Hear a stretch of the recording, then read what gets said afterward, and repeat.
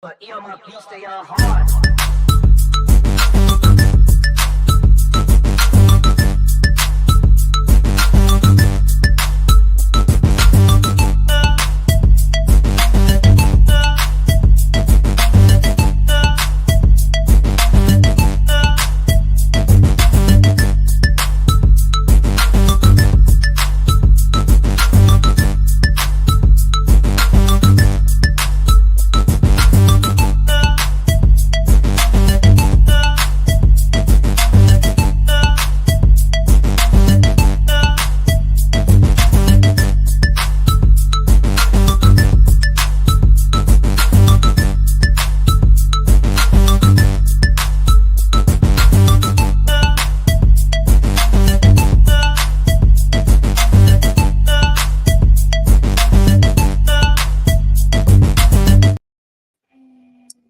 Hello, good evening.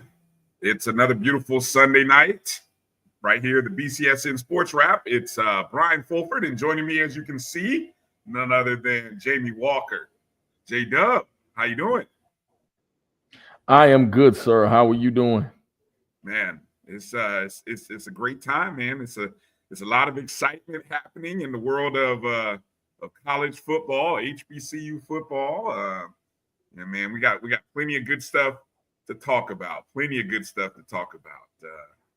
I think we're both feeling a little good about some things going into this show. You know, you of course, you got a new coach, got a coach that's coming home, and me, I'm actually from now a football state, Jamie. I'm from a football state.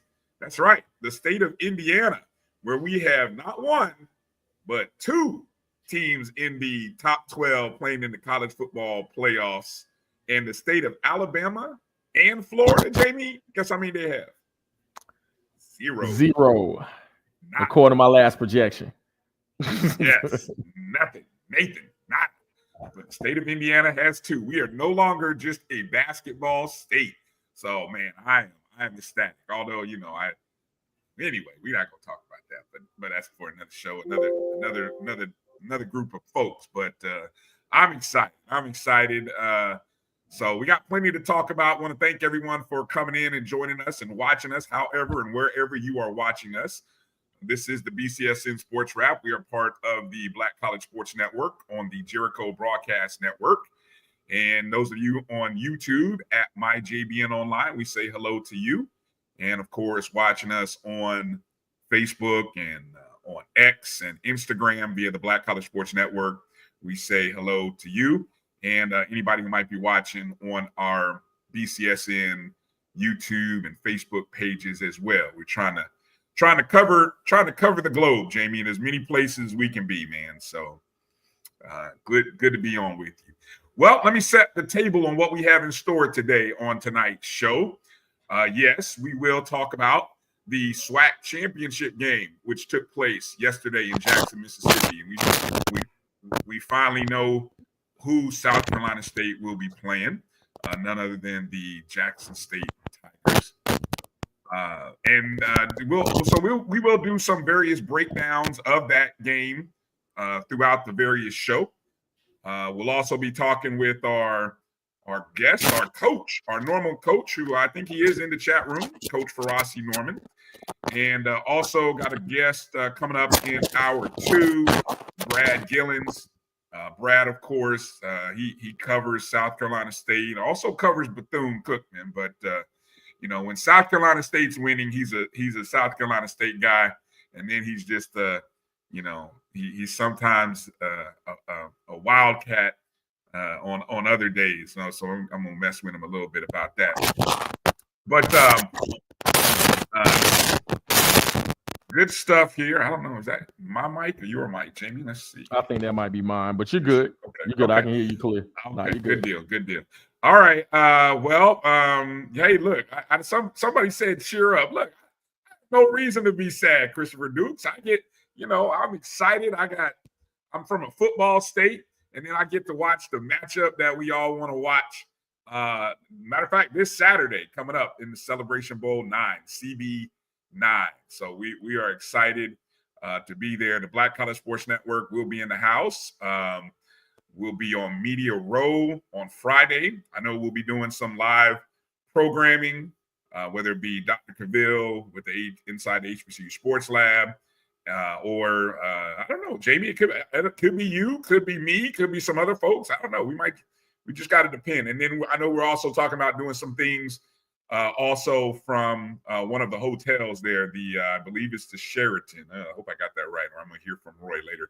But I think it's from the Sheraton where we will be doing some live stuff. So we want to just make sure you're tuned in to the Black College Sports Network this week, and you'll find out where we will be. And want to encourage you all to come hang out with us, come meet us, come talk with us. Tell us how right, how wrong we are every time we get on these tubes. But more importantly, we're just glad that you are part of the network. So definitely got that. Jamie, let me do a few quick shout outs to a few folks who jumped in early. As you can see, Coach Ferrasi, who's in the chat room. You guys be kind to him in the chat room. I know he'll be coming in on the show here at the bottom of the hour. Jeff Roberts, indeed, checking in. Aggie Pride, yes, that pride is back, Jamie. It's even though all props to you guys. The Aggies never stop saying it, even though in the darkest of days over these last couple seasons. So definitely. Hey, Mary, how you doing? Mary 305 checking in. Good to see you. Thank you for being a JBN subscriber as well. Jeff said he's now getting out. I think he's now ready for this matchup. That's the week 1 matchup. A&T at Tennessee State. That'll be a good one. So it'll be the debut of the Sean Gibbs era at North Carolina A&T State as they take on Tennessee State. Hello to you, Daryl. Thanks for coming in. Appreciate you. M4 1974. Good to see you. Word of the day, schedule. What do you think that means, Jamie? Word of the day, schedule. Ooh, it depends, man. Look, if you go to the echo chamber that is Twitter, it could mean several things. Strength of schedule, who you scheduled, how your schedule panned out. It just depends, man. But I'm sure we're gonna touch on that a little bit, man. Just depend on what perspective you're under. So we'll see. Yeah. I wonder how, if you listen to Nick Saban, some of the paycheck games that I don't know if he's advocating. That might be a good thing. I was kind of under the thought, Jamie, that the way college football was moving, the games for smaller schools, HBCUs, FCS, I was thinking that they might dry up, but now I don't know, Jamie. They might increase. They might increase now. Listen, I think everything that we predicted as far as that is concerned, Nick Saban was an advocate of 9 conference games. I think that just went out the window.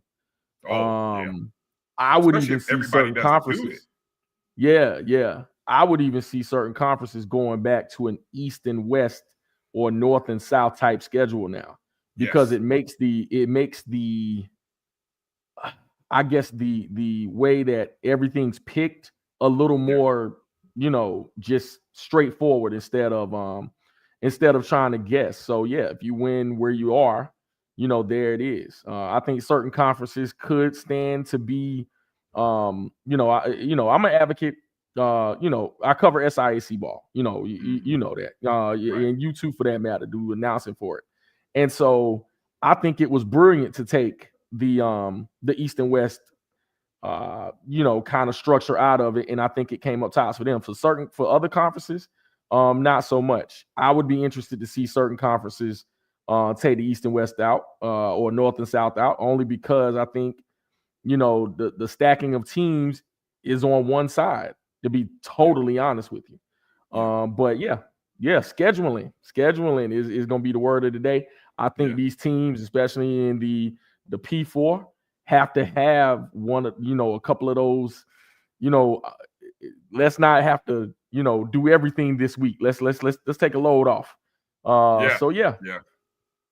Yeah, I think there's going to be a maximum number of games involved in, like if your conference has 12, 13 teams, which CIAA, SIAC, even the SWAC, then playing in an open format without, divisions, of course the SWAC has divisions, but opening it up, I think is advantageous to get the best teams. But when you start getting into these 18, 20, you're going to have to start getting creative and creating some kind of, I don't know, dare I say, Jamie, some tri-level divisions, even with maybe your own internal playoff, internal 14 playoff. I don't know. I don't know what the solution is, but somebody always gets left off, Jamie. At the end of the day, it's just like in the NCAA tournament. If you're on the bubble, then you run that risk, and some of the teams that got left off, hey, look, you had your chance. All you had to do was win, and you didn't. So you end up on the bubble and being disappointed and going to another bowl. So that's how that goes. Israel Carey, excuse me. Congratulations, man. Exactly. Jackson State, 2024 SWAC champs. Indeed. Congratulations to you. Also some big time coaching moves in the HBCU related world, but our good friend of the program, Willie Simmons, getting a head coaching job. We're going to talk about that a little bit later. I mean, the ramifications of that. Matter of fact, Jamie, we had two former HBCU coaches get jobs in about a 72-hour window. Jerry Mack over at Kennesaw State, Willie Simmons now at Florida International. I'll tell you what, he may qualify too. Charles Huff, yes. now at Southern Miss, definitely Black college ties. So absolutely. He moved to Southern Miss. I thought he was at he was at Marshall. Yeah, okay. he's the head coach at Marshall right now. But I think he got the Southern Miss job. Well, right after they won the title? Mm-hmm.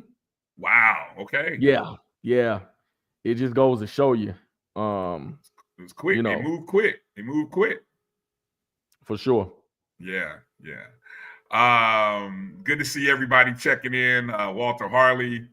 Good to see Livingstone. Definitely a great season. Sonic Boom, C98. Good to see that the Sonic Boom gets to make another trip to Atlanta. They little shade tweet they tried to throw out earlier. Like they didn't want to be in just because y'all lost. Don't get me started. I'm not gonna go there, Jamie.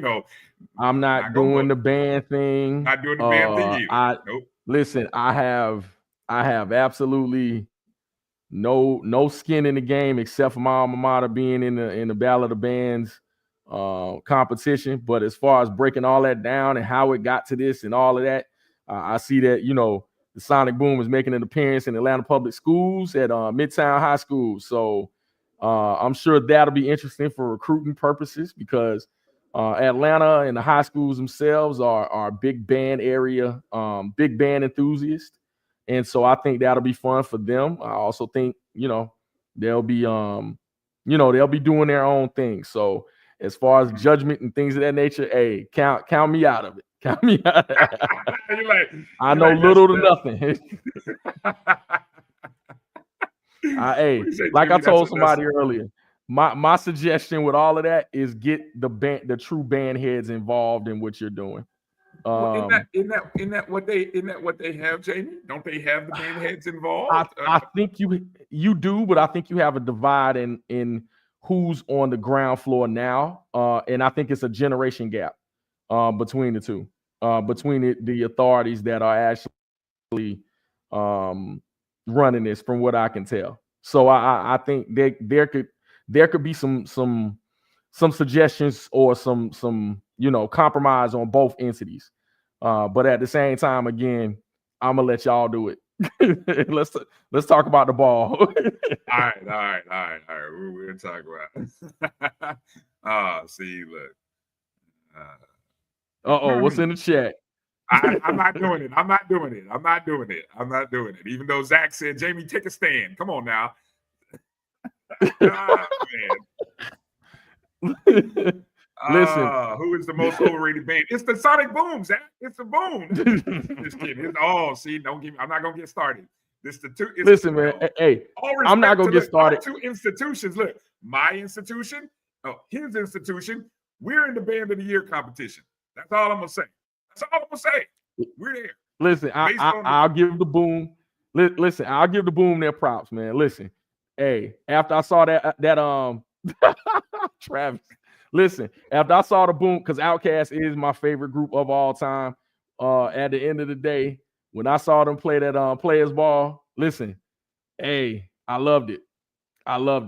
You know, but when it comes to musicianship and all the things that go along with the intricacies of band, hey, I only know what sounds good. And at the end of the day, you know, play some, you know, when my Blue and Gold Marching Machine was playing that Anita Baker, hey man, I'm hooked. Stuff like that. Play what I know. Listen, play what I know. And that's kind of it for me. But but all the rest of it, I have no idea. Hey, Israel, just by the fact that we don't travel and we still ended up there. Like, what's that key word? Hold on, let me go back to that key word. I should just start at Jamie. Where's that key word? What's the key word of the day, Jamie? Schedule. Schedule. It's all about how you schedule. Let me stop, man. Okay. Let's kind of get going here. 41-13. Jackson State takes out Southern University in the SWAC Championship game. And again, Jamie, the advantage of hosting this game continues to live, because I believe now this is, let me see, is this the fifth year? Is this the fifth year for not counting the COVID year, right? But I believe this is the fifth year that the SWAC Championship Game has been hosted, where they moved off of the neutral site location and they went to the top seeded team. So once again, home team hosts, home team wins. Jackson State, for the third time in 4 years, takes care of business. Interesting first half, though, Jamie. Southern had gone up 10-3 with about 4:58 to go in the second quarter, and then Jackson State had managed to put together a 6-play, 84-yard drive following that, and tied the ball game up at 10 right before half. What were your impressions of the first half, and did it sway any of your predictions and thoughts at that point in the game? It didn't. I thought that Jackson State would eventually win the game because I think they were the more talented offensive group. But I think it's hard to beat somebody twice. It just is. And they played early in the season, and Jackson State, decisively won the game. I mean, it wasn't a thing where it was even close.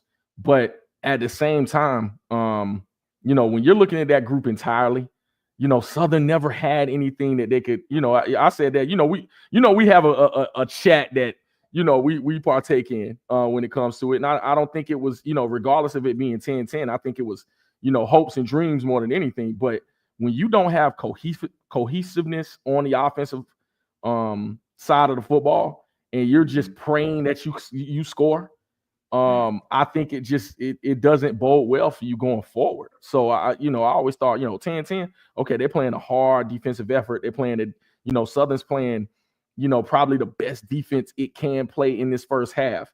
And when you're dealing with 18 to 22, 23-year-olds, getting them ready, I'm sure Jackson State was confident going into this ball game, as they should have been, decisively beating Southern the first time. But going into this, they needed to get, woken up a little bit. And I think it was mentioned that the speech by Coach Taylor kind of woke them up, and they got back in it. And I think give these coaches credit on both sides, the adjustments that teams make. Southern obviously saw some things they could take advantage of and keep this thing close. I think that was the really the only way they were going to win the game, because they played the quarterback carousel all year. And I think going into this, I don't think T-Set would have started per se had they gone to Harris. So I think, going back to that, they had to adjust their situation just a little bit. And I think they played okay offensively. They played great defensively. Kelby Gibbons could rush the passer, but I think that's all they could do. He was on it in that first half. Yeah, yes, he was yes, on it he in the was. first half.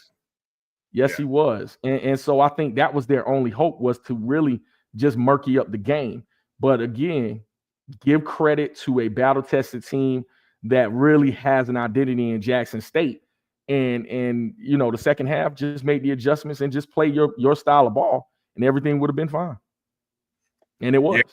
Yeah. The key injury, of course, to Southern. I don't know how that didn't come out until the broadcast. That was a well-kept secret. I didn't, because of where I was doing. I was involved something, so it kind of took me away from listening to Carlos' show. So I don't know if Carlos had mentioned on Saturday whether the quarterback situation, but I found that kind of surprising. And so they end up going to T-Set instead of the young man Woods, I believe was his name, right? The young man who had played and started in the Bayou Classic. But how key a drive? A great drive by. Right when, and this is where championship teams show their mettle, and I give great credit to TC Taylor and Jackson State, because right after Southern had gone up and scored. And then you had an interception by Jackson State. They forced a 3-and-out. Then they come back and they put the 6-play drive together, 6 plays, 84 yards, and scored a touchdown to tie the game up. That was huge, especially coming off of an interception. If you're watching, and I know a lot of people are saying, they didn't stand a chance, but come on, you had to somewhat feel like momentum was starting to move over to Southern side. They just couldn't capitalize on it. And I know firsthand, when you get interceptions against Jackson State and you can't capitalize, you end up losing. I know firsthand. I've seen it and felt it. But the one thing going into halftime, Southern got the ball. And this amazing stat, Jamie, because I had to go look this up because I knew it was existing. But since Jackson State's bye week, which was October 12th, since their bye week, they went a string of 4 consecutive games, 4 consecutive weeks without giving up any points in the second half. Then the next 2 weeks, which are the 2 games prior to the championship game, they gave up a touchdown to Alabama State in the third quarter and a field goal to Alcorn State in the third quarter. So at this point, Jamie, they've gone 1, 2, 3, 4, 5, 6 games without giving up a score, not just a touchdown, but a field goal in the fourth quarter. And so if you missed that stat or you forgot about it, you had to be thinking that, man, this game is tied. Okay, this second half has got to belong to Jackson State because their defense has shown me for 6 consecutive weeks, right? The defense has shown me 6 consecutive weeks what they can do. So Jackson State comes out, 7-play, 68-yard drive, scoring a touchdown there on an Irv Mulligan 2-yard touchdown run. Then the defense does what they do on Southern's first possession, first play of the second half, fumble, recovered by Jackson State, by Kobe Brown. That was Cameron Smith, recovered by, Cameron Smith, forced a fumble and recovered it. Then Jackson State gets a field goal out of it. And just like that, now it's 20-10, Jamie. And at that point, you're kind of thinking, for those who are rooting for Southern, not that I was, I had other interest in this game. So at that point, I'm feeling good. I'm like, oh, Southern's got a 10-point lead. Woo, feeling good. This game is in the bag. Oh, there's only 30 points being scored. Woo, this is going to be a close game. And then, so it kind of, it stayed like that for a minute. There was a pair of back and forth interceptions, a fumble, and then it kind of got loose where Jackson State scored, after Southern had gone and kicked a field goal in the early part of the third quarter, or early part of the fourth quarter, excuse me. Let's see, where am I at on that? That made it, let's see, touchdown. At that point, it made it 27-13 early in the fourth quarter. But after another interception by Southern, which, Jamie, by the way, 4 turnovers by Southern. 4 turnovers by Southern. The same, turnovers killed them in the last game. It has been their Achilles heel. I mean, I did a little stat thing last week's show. That was the one thing I circled. Southern was -7 in the plus minus. Jackson State was +1. And what do you know? Jackson State ends up +2 in the ball game. Southern with 4 turnovers. And so Jackson State gets 2 touchdowns. I didn't need the second one. I was very disappointed to see that second one go off for anybody who had the under. But anyway, Jackson State ends up winning 41-13. So there you go. So for anybody who had Jackson State minus the 13.5, 14.5, congratulations, you covered. And if you took I think the over-under going into that game was 50, 48, 49, 50. Congratulations to you there, because you needed that late touchdown. So congratulations there to you guys. Defensive player of the game went to Robert McDaniel. Let's see, 3 solo tackles, 2 interceptions in the ball game. Offensive player of the game went to Zy McDonald. Look, that's a big story that I think we're going to talk about and get into. The young man comes in relief for Jacobian Morgan, throws 2 touchdown passes, and ends up winning offensive most valuable player. Surprised it didn't go to Irv Mulligan, but maybe, I don't know, maybe you got to imagine you come in relief and you're able to get the job done. I don't know. Who would you have voted for offensive most valuable player, Jamie? Would you have given it to Mulligan, or you like the McDonald selection? No, I like the McDonald selection because I think it gave them a dimension that Southern wasn't ready for, and I think it kept them off balance defensively. So I think, when you have somebody come into the game, of course, we always love the greatest player ever is always the backup quarterback. But I think in this case, when you have the preparation for a team and you expect a certain player in a spot and you're game planning for them, and somebody else comes in with a little bit different dimension, especially being able to throw the football the way he was and use his legs, I think I think they picked the right one to actually be the offensive MVP of this game. Yeah. Nice team photo there by Jackson State. I'm still upset that FAM didn't do this last year, but anyway, it's like it's different situations. I don't know why they did. It's chaos last year. But anyway, nice photo there. TC Taylor finally gets it done. You saw there was a lot of emotion from Coach Taylor. Talked about the emotion. What are your thoughts on? Look, I know it's early, Jamie, and I know it's. I don't know if it's clickbait stuff, but your thoughts on the job that Coach Taylor has done to this point.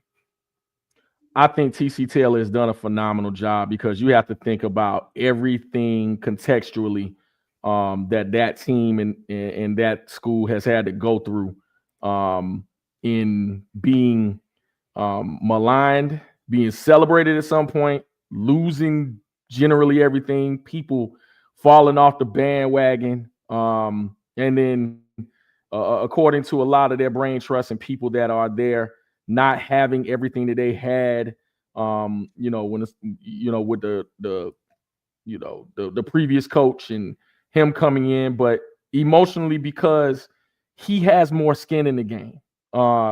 he was a star player for Jackson State. And I think that school is proud. And I think, and I said this to a couple of people, Ken Clark and Zoe and others. I said, when Coach Prime announced that he was, taking his, talent to Boulder, there was no one else that should. I said the coaches already on staff, TC Taylor, because I don't think anyone else could galvanize the fan base and just want to be the head coach of Jackson State Tigers more than TC Taylor.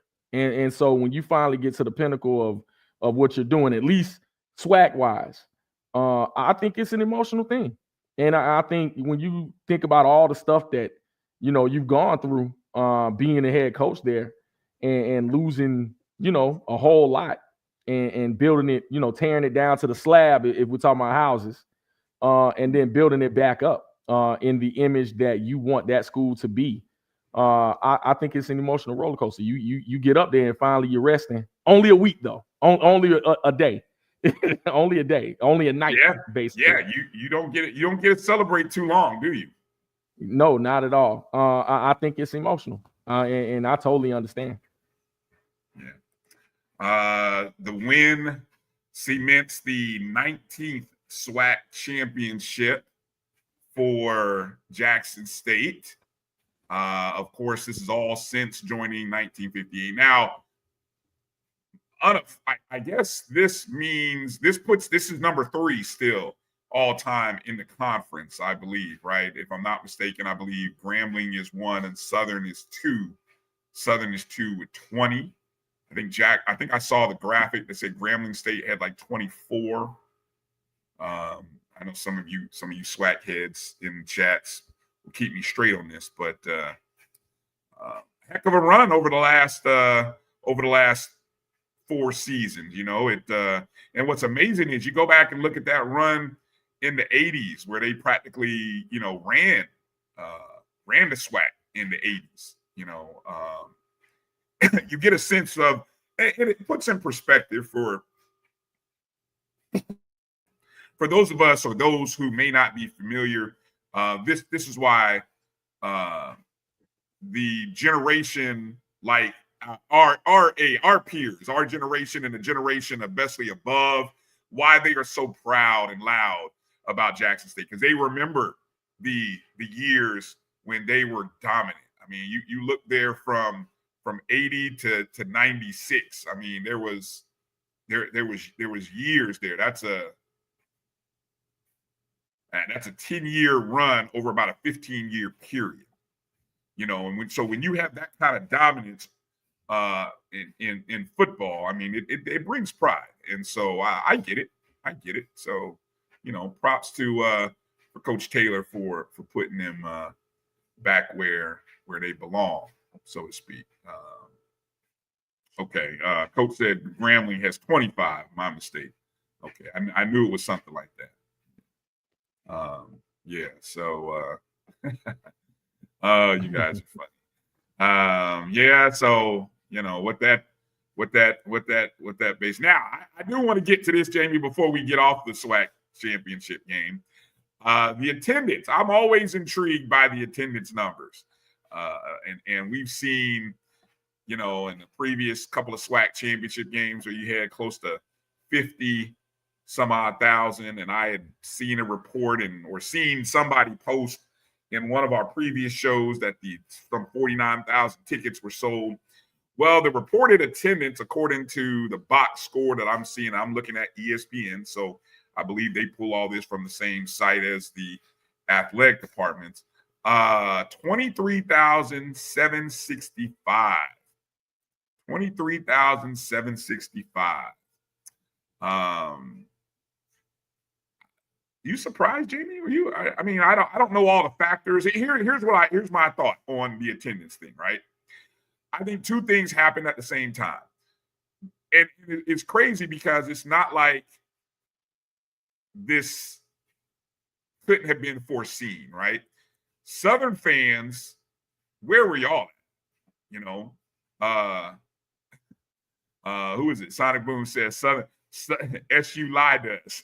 They said their fans were coming deeper this time. They did. If we're going to put this on anybody, let's put this on Southern. I'm not going to put this on Jackson State because, I don't know, 20,000 Jackson State fans show up. I guess that's pretty good. But, yeah, I don't know. Southern knew that they were in this championship game, and you knew where the game was going to be at. Now, did they have a Bayou Classic hangover? What was the Bayou Classic, the crowning moment for Southern fans? I mean, it looked like great weather conditions. I don't know. I wasn't there. I don't know, Jamie. I mean, you look at some of these empty spots. I'm very surprised by this. And then I wonder, were the casual Jackson State fans, not the diehards, because the diehards showed up, but were the casuals like, I'm going to save my money and go to the Celebration Bowl this week, which was 1 week away instead of being a 2-week window, that they choose to go to the Celebration Bowl or reserve a spot for the Celebration Bowl with the kind of confidence that fans were going to show. What any thoughts or any takes there on the attendance, if you want to go down that rabbit hole? I think it was a little bit of everything. I think the expectation of the game, wasn't. I think people expected Jackson State to win this game, so it's kind of like, why not? At the same time, Jackson State, the casual Jackson State fan, it said, all right, I'm gonna keep my money stored up for Atlanta. I'm gonna do my thing. And I think this may be one of the results of the game being moved up a week. People have to make decisions. They even talk about that on the P4 level, whether or not, people are going to travel, making decisions. Of course, more people, naturally are going to, have those kind of decisions where they can do both. But at the same time, I think there's a conscious decision of whether or not, because think about this one for a second, had Southern won the game with, like I said, we talked about the football part of it. You're going from New Orleans to Jackson to Atlanta. Jackson State, was off a week. They were able to, playing at home already, being a higher seed. So, yeah, I think there was some conscious things that people had to think about in terms of this. But, at the end of the day, I've been, lucky to be at a couple of SWAC championship games at Jackson where that thing was cooking. That thing was cooking. And seeing that packed out is a beautiful thing. But yeah, I think people, coming down to it, had some decisions to make.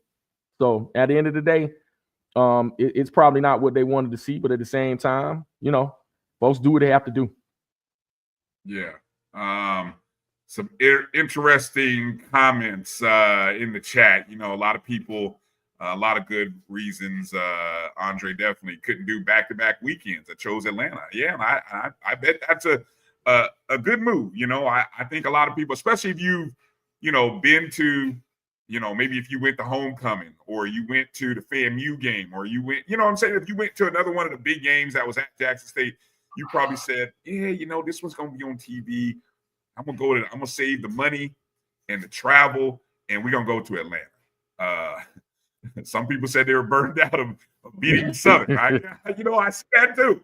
And that's the thing. I think that is a thing too, especially if you thought this game wasn't going to be close, and a lot of people did. So maybe that was part of it. All right.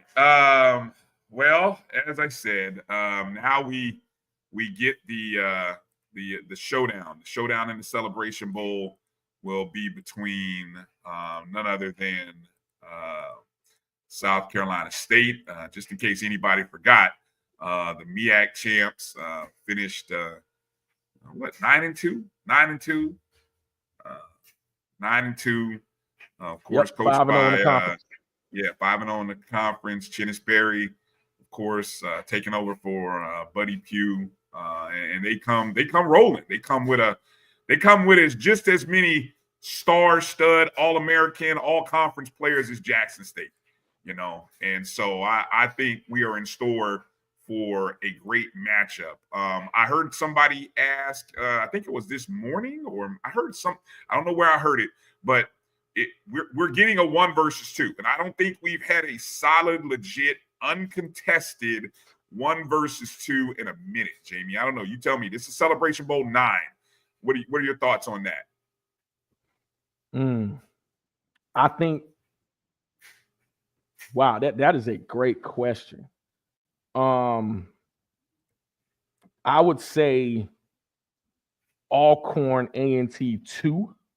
No, 3 would have been. Is that the 40? Is that the 40 point? That's like when points were all over the place. Yeah. Okay. Yeah. I would agree. I think going into that game, it was a clear cut 1-2. But I think going to this, because I'm going back and forth with it. As far as prediction, so much so that I probably can't even do it right now. But clear cut 1-2, yeah. And quite frankly, I think you can flip the 1 and 2.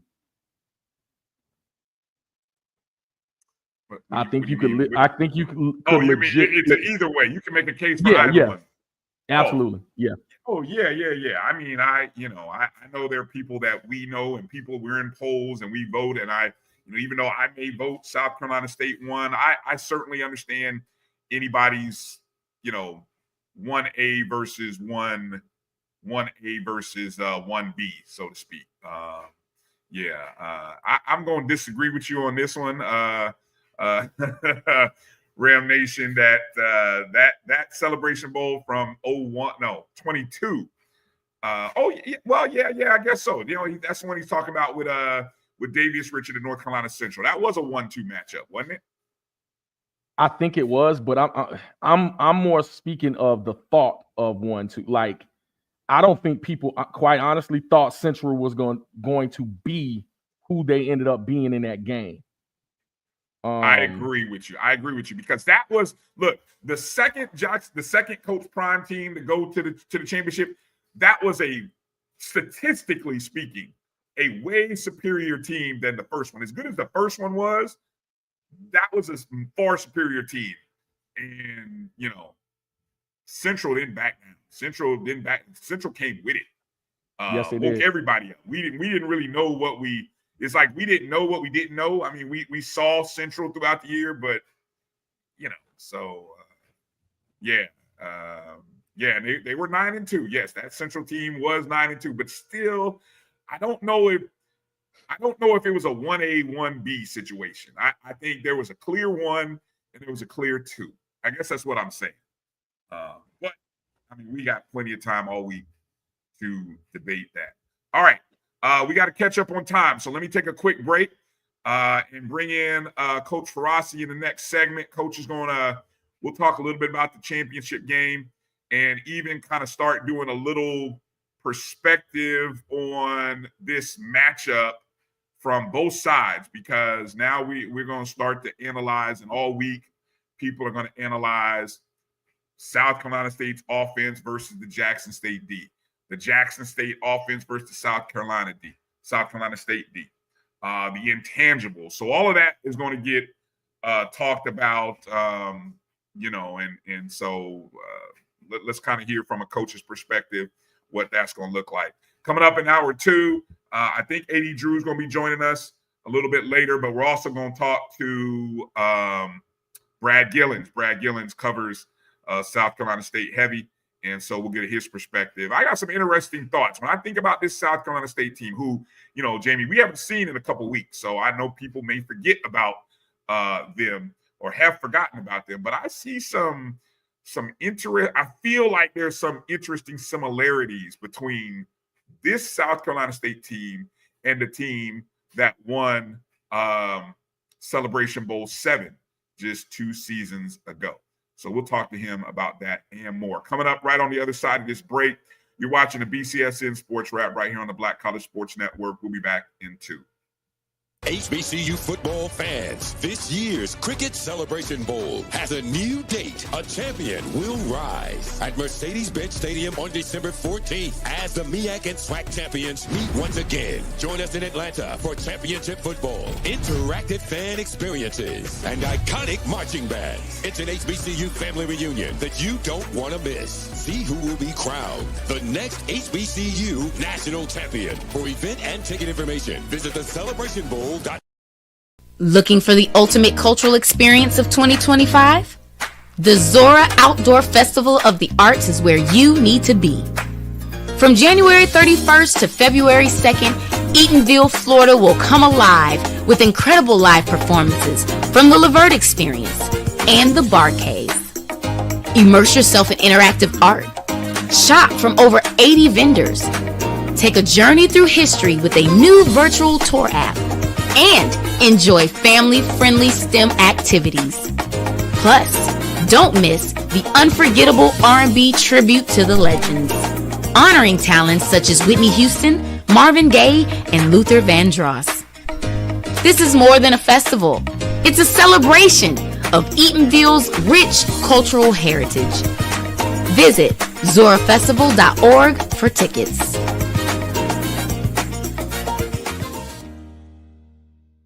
ESPN Events Band of the Year, a title reserved for the absolute best in the world of HBCU marching bands. A season-long competition that culminates in Atlanta on Friday, December 13th. Drum majors, percussion, drill, auxiliaries, musicality. All aspects will be adjudicated by expert judges in the world of college bands. 4 bands will qualify for the big stage, where national champions will be crowned. Follow us on social media for ranking updates throughout the season. And join us at Mercedes-Benz Stadium on December 13th. For event and ticket information, visit Band of the Year.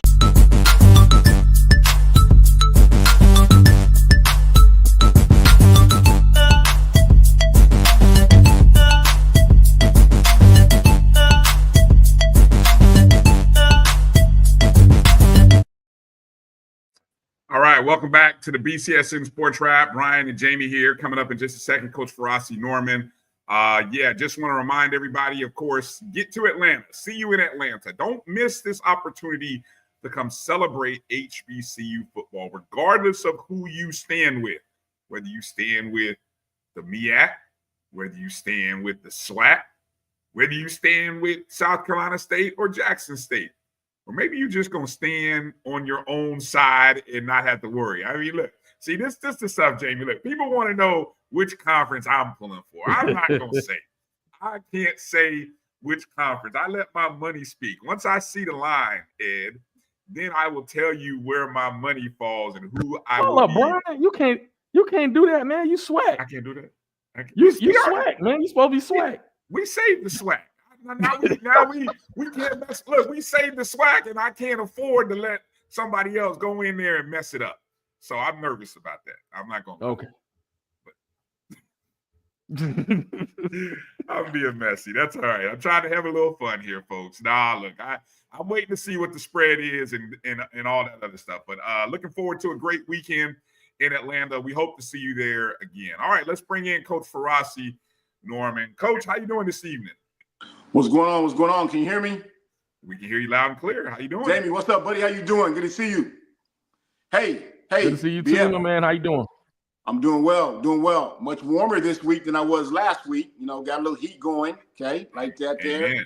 Amen. Hey, got a discount on my rent because old boy was 10 days. You know, I was in the cold, so I like that. And also, I'll be in ATL this weekend with my fellas, so I'm having a pretty good time.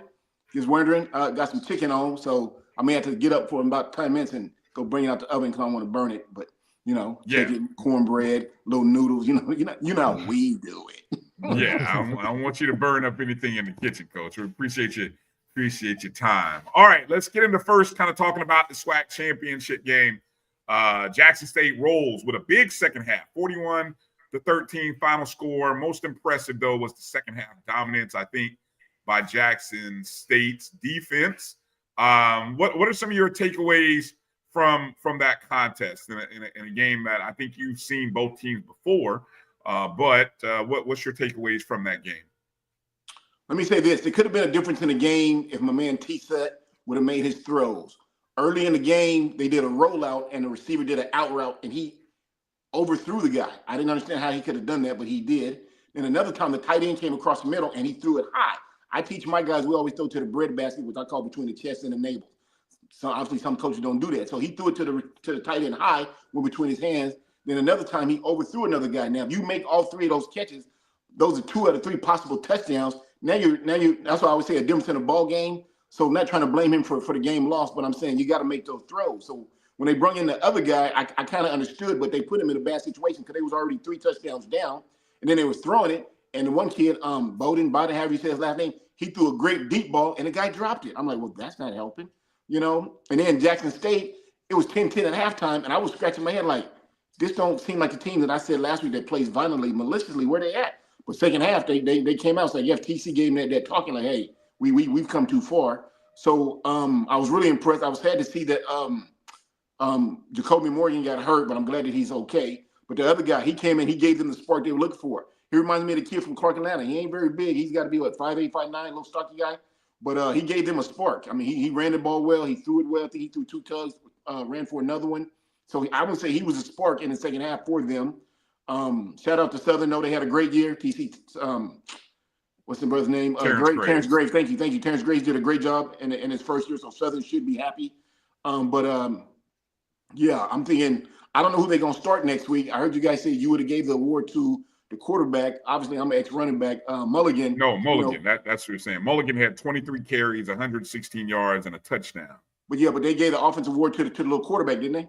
Yeah, Zy McDonald, who, like you said, I mean, he had 8 carries, 95 rushes, and a touchdown, and then he threw for another touchdown as well on 75 yards. So no, they both had a great game. I just went with Mulligan because, I mean, Irv, I've been with him all season long. He's a running back. I'm a running back. So, but, I mean, they got to win. Does anybody know the injury report on Jacobian? Is he going to be okay? Is he playing next week, or are they going to go with the little guy? It's way too early. Unless have you heard something, Jamie? I was on the presser this morning, and he mentioned that all 3 were in play. So I don't know what that means. Could be coach speak, but I think he'll be good going into the game. All right. Yeah, they like we not telling you.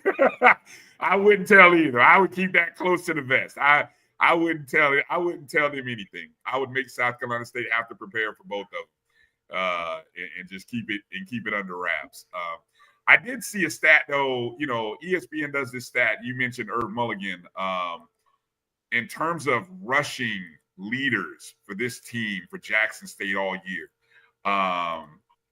Irv has been, I don't see if I can pull this up. And it was a game by game. Irv Mulligan has been the leading rusher in, I mean, what's Jackson State now on an 8? Is it an 8-game winning streak or is it 9? I thought yesterday was 9. I thought when they won yesterday, put it at 9. He's been the lead rusher in 8 of the 9 wins, I think is the stat I saw. And he is the starting running back. I mean, come on, man. Come on, coach. Every starting running back doesn't hit over. And in probably, I think in 8 of those games, 7 of those 8, he was over 100 yards. So I don't know. I'm just, everybody, when you have a lead back of his quality, I think that's a huge advantage. And Coach Taylor knows to get him his touches, and the offensive line who you were very high on, even at the midseason point. You put me on to that. You were very high on Jackson State's offensive line. Oh yeah, they got some big fellas. Yeah, and they've done a great job all year. I mean, for this group. Okay. Any other talking points from the SWAC Championship game that you saw and wanted to touch on? How would you evaluate the first year performance for Terrence Graves? Are we giving him a letter grade or 1 to 10? You don't have to, but I mean, I know obviously first year coach. How would you evaluate his season? And then Jamie, I'll ask you the same question. I give him a B. I thought he did a good job. I thought he managed to pipe well. I thought he drove the ship, not to pipe, but he drove the ship well compared to what they were last year. And then he took over that last game when the Bayou Classic last year and what he's doing now. I think they hired the right guy, and I think they feel the same way. So I give him a B, hands down. Jamie, what about you? Yeah, I would give him the same grade, B. I think for what he did coming into this season, you know, I'm not sure what the expectations of the fan base and those involved was, but I think he surpassed it. I think when it comes to the expectations, and I think, you know, who you let go versus, you know, who you brought in, and, you know, first year head coach, you know, not the first time he's been a head coach, but just his team, because he's been an interim, you know, twice. I think the expectations, he far surpassed them, and I'm really looking forward to what they'll be going forward. Yeah, I'm gonna agree with you guys there. I'm also gonna be in the B grade, and I thought his ability to rebound from that horrible loss at home to I think it was at Nick. I don't know. Now I gotta go. I don't want to go digging too deep in the woods here in the Southern schedule. Who was it? I actually think it was Nichols. It was Nichols. Yes, it was Nichols. I think that's the one you're talking about. Yeah, 51-7. 51-7. And I mean, it wasn't. I mean, you had just come off of beating Prairie View on the road, right? And then you come back home and just get destroyed. I just remember thinking, okay, here you are going, and then and at Texas Southern, you're down. So I thought from that moment of that fourth quarter debacle by Texas Southern, like Southern found themselves. You know, they just kind of came that team of, we're gonna find a way to win, however, in whatever way we can. Yeah, I thought that was an impressive job by Graves to even put it all together and win a championship. So, all right, Coach, we swing it forward. You're making your appearance at Celebration Bowl 9, the first one. But yes. We got a big time matchup, man. South Carolina State, Jackson State, 1A, 1B, number 1, number 2, depending upon whose poll. I've seen some polls have Jackson State 1, other polls have South Carolina State 1. Let's kind of dig a little bit while we can into the matchup here. Let's start with the coaches. You being a coach, Chennis Berry, TC Taylor. What is this moment like for two men who are very early in the infancy stages of their coaching career at their respective schools? Well, for Chennis, you got to have to relieve the fun. Now you know who you're playing. For a couple of weeks, you didn't know who it was going to be. So now you know who you're playing. So you go back 2 games, you get 2 games, you get yesterday's game, and the week before that, start breaking them down. And you tell your team, we know we're playing Jackson State. There's no, is it Southern Jackson State? Now we know we're playing Jackson State. So you focus on Jackson State. You know they got a good quarterback. You know they got to get one of the best running backs besides the kid from Virginia Union in the game. You know they got a big offensive line. You know they're going to run the ball, and they're very capable of throwing it. And now they got the little guy who can come in if Jacobian goes out, and he's a dual threat. He can run and throw. So you got to focus on him. You can't overlook him. You got to focus on him. And they play good defense. We know that they're gonna come after you. They're gonna blitz you. They're gonna give you that 3-4 look and everything like that. As far as TC goes, you thank God. You say, "Wow, thank you for my prayers. I got my dream job, and he was able to do. He's an alumni. He's from that area, so he's making everybody proud now. And so, but it's not just about getting there. You got to go and win it. And I'm just saying that from my perspective here, putting pressure on me. I'm not TC, but I'm saying, you're here. Don't be satisfied with getting here. You expected to get here because you are who you are. But now let's go and finish this race. And so I think he's probably going to put some pressure on him to finish what he started. Because remember, at the beginning of the season, he says, I got a good team. I had 85% of my team coming back. And that's why I was riding with him. I'm like, 85% of your team? Okay, bro, come on, let's get it. So I think he's got it going. Excited, nervous a little bit because, once again, Chennis Berry has proven. He's proven. At the small college level, at the big college level, Chennis can coach. We know that. So, he's going to have his guys ready to play.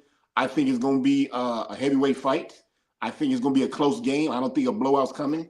I'm not going to put a score, but I'm seeing a 3 points. I'm seeing some 3 point. It's going to be a good one. I really do see a good one. One that everyone needs to see. Whatever you're doing, stop and go see this game. I'm going to be there. I got front seats, thanks to the BCSN. Shout out to the brothers. But it's going to be a good game. Jamie, what's your takeaway on on the coaching matchup for these two. And let me ask, and I heard Coach mention this and brings this thought. When you think about this matchup, the fact that TC has been there on staff before under the previous administration, and the lack of success that Benedict had in their two previous playoff appearances where they were 1 seeds, do you factor any of that? Do you have any takeaways when you look at the coaching angle for this matchup?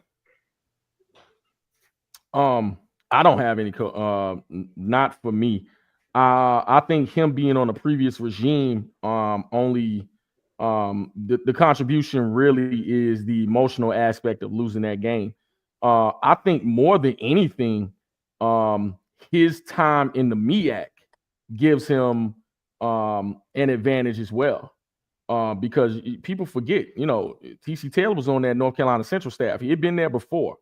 So I think that gives him an advantage going into practice and understanding what kind of ball is played in the MEAC in general. These two coaches know each other well. I think they've been around the circuit. They know each other really.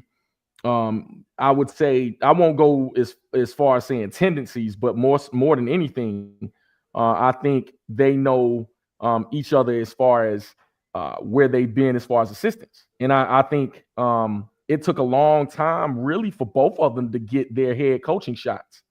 And so at this level, when you're talking about what they're doing, they really have the same kind of philosophy as far as ball is concerned. When you look, TC's an offensive guy. Coach Berry is an offensive guy as well, offensive line guy.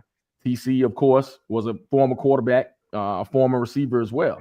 And so I think they have a lot of similarities in what they feel you should build a team around. I know when it comes to that high flying talent that Jackson State once had under Coach Prime, is formidable. But I think both of these coaches want to build in the lines, in the interior lines. They want those offensive and defensive lines to be, the rock of what they do. And all year, TC as a play caller has been predicated upon them being able to run the football. I think them being able to run the ball with Irv Mulligan, them being able to play action pass off of that is what you're looking at. But as far as coaches are concerned, I think they know each other well, and I think they have very similar philosophies on how to shape the game. My guy Franklin here asked a great question, Coach, and maybe you can comment on this. Do you think the speed factor that Jackson State, I don't know if Jackson State has a greater speed advantage than South Carolina State, but Franklin seems to think they do. No. Any type of advantage that you can see from the speed that Jackson State has or is perceived to have? Is it greater than South Carolina State? I've seen both teams play twice this year, and I don't just see them outrunning them, everything like that. They may be a step faster than them. So if that's the case, then if Kenneth probably already knows that, then you get physical with them off the line. Push them in the chest. Don't hit them in the head. That's a foul you're throwing out the game. So you want to get physical with them, put them in the chest, knock them to the ground. It's football, so you can hit them and it'd be legal inside the lines if they are that much faster. That's how you slow them down, by getting more and more physical. Once again, I just don't see them just outrun. Like on a go route, I don't see the receiver just outrun their DBs and he's stuck and he's looking. I don't see that. So if Jackson State is faster than them, the way you slow down is be physical from the gate. Physical. Jackson State's defense versus the South Carolina State offense. And in particular, Eric Phoenix. Eric Phoenix has had an amazing season this year, thrown for 2,400 yards, over 2,400 yards, 20 touchdowns, 7 interceptions. Let me pull up let me see. When he's ran the ball this season, let's see. I don't know if I see the rushing numbers because I know that is a part of his game. Let's see. It hasn't been too pronounced, only 220 20-something yards, only a pair of touchdowns. So he's probably done more throwing this year than maybe what I recall, Jamie, even during his Benedict days. Absolutely. Yeah. So, I mean, but he's turned into a heck of a passer. I mean, when you go back and look at the game log for his passing numbers, I mean, there was a stretch where he was throwing for, 320, 341, had a 412 game in there. I mean, he's putting up some fantasy type numbers. Has Jackson State, let's talk about this, Coach. Has Jackson State seen a quarterback like Eric Phoenix? I don't think they have. I don't think they've seen a quarterback in the SWAC that has the skill set that Eric Phoenix has. Real quickly, what's Eric Phoenix height and weight? I think he's right around 6 feet. 6'3", 210. 6'3", 210. Then I'm going to say yes, Brian, they have, because let's don't forget, the kid that I like watching from Alabama A&M, Xavier Langford. He's that size. He's not 6'3". Langford is not 6'3". Well, he's 6'2", 215. He ain't little. Yes. He's a lot bigger than what people give him credit for. He's big. Okay. Yeah, he's a lot bigger than what people but credit for. I don't think he's the passer that Eric Phoenix is, though. Okay, so now he's not the passer, but as far as size, height, weight size, they've seen someone like that. I thought he was a better runner, so obviously, I'm thinking probably at his Benedict days. I know he was throwing the ball this much, so obviously Tennis must have switched his game up, or they just had some better receivers to throw to. But I think that they will be okay. Jackson State's got a good defense, and they got good coaches over there, so they'll be ready for him. I don't think no one's going to sleep on anyone. No one's going to sneak up anybody. I think Phoenix will be ready. He's going, he's the leader of that team, just like Jacoby Morgan. And if not him, there's going to be the next little guy that steps up. So I think all quarterbacks will play a big factor. I think that defensively, it's going to be a hard-hitting game, like we just said. If they're faster than us, let's get physical from the gate. I don't know if they're that much faster, maybe a step, but if they are being physical, but I think they've seen someone like Phoenix, so it's not going to be a shock to say, oh, we ain't seen nobody like this. I think they're going to be okay. Jamie, go ahead, Jamie. I'm sorry. Yeah, and it kind of goes back to Franklin's comment earlier. I think there's some speed on Jackson State, but don't discount South Carolina State speed, especially on the outside. Caden High, you got Smith. I think you're going to have three. You're not going to have Fortillion out there Fortillion for Jackson State, big physical wide receiver. You're going to have three jitterbugs when it comes to South Carolina State. You're going to have receivers that can run all around the yard, and their speed is there. And that's also one of my things to look for too. That secondary, who's proven for Jackson State, can they cover those wide receivers? I think they have the pass rush to do so, but it'll be an interesting chess match as far as that, because I think that line for Jackson State can get to the quarterback, but South Carolina State does have a good, really, really good offensive line as well. Can they protect to give Eric Phoenix time? And what you said about Eric Phoenix is spot on, Coach. He was not that type of passer at Benedict. He wasn't. I know he went to Murray State. I'm not sure what he learned or worked on or whatever, but he is definitely more of a passer at South Carolina State than he was at Benedict. Absolutely. Yeah. I'm just looking at, when you look at talent up front, because I know, Coach, you've talked about Jackson State's O-line, and I'm looking at the box for row. South Carolina State too now. South Carolina State got big boys. No.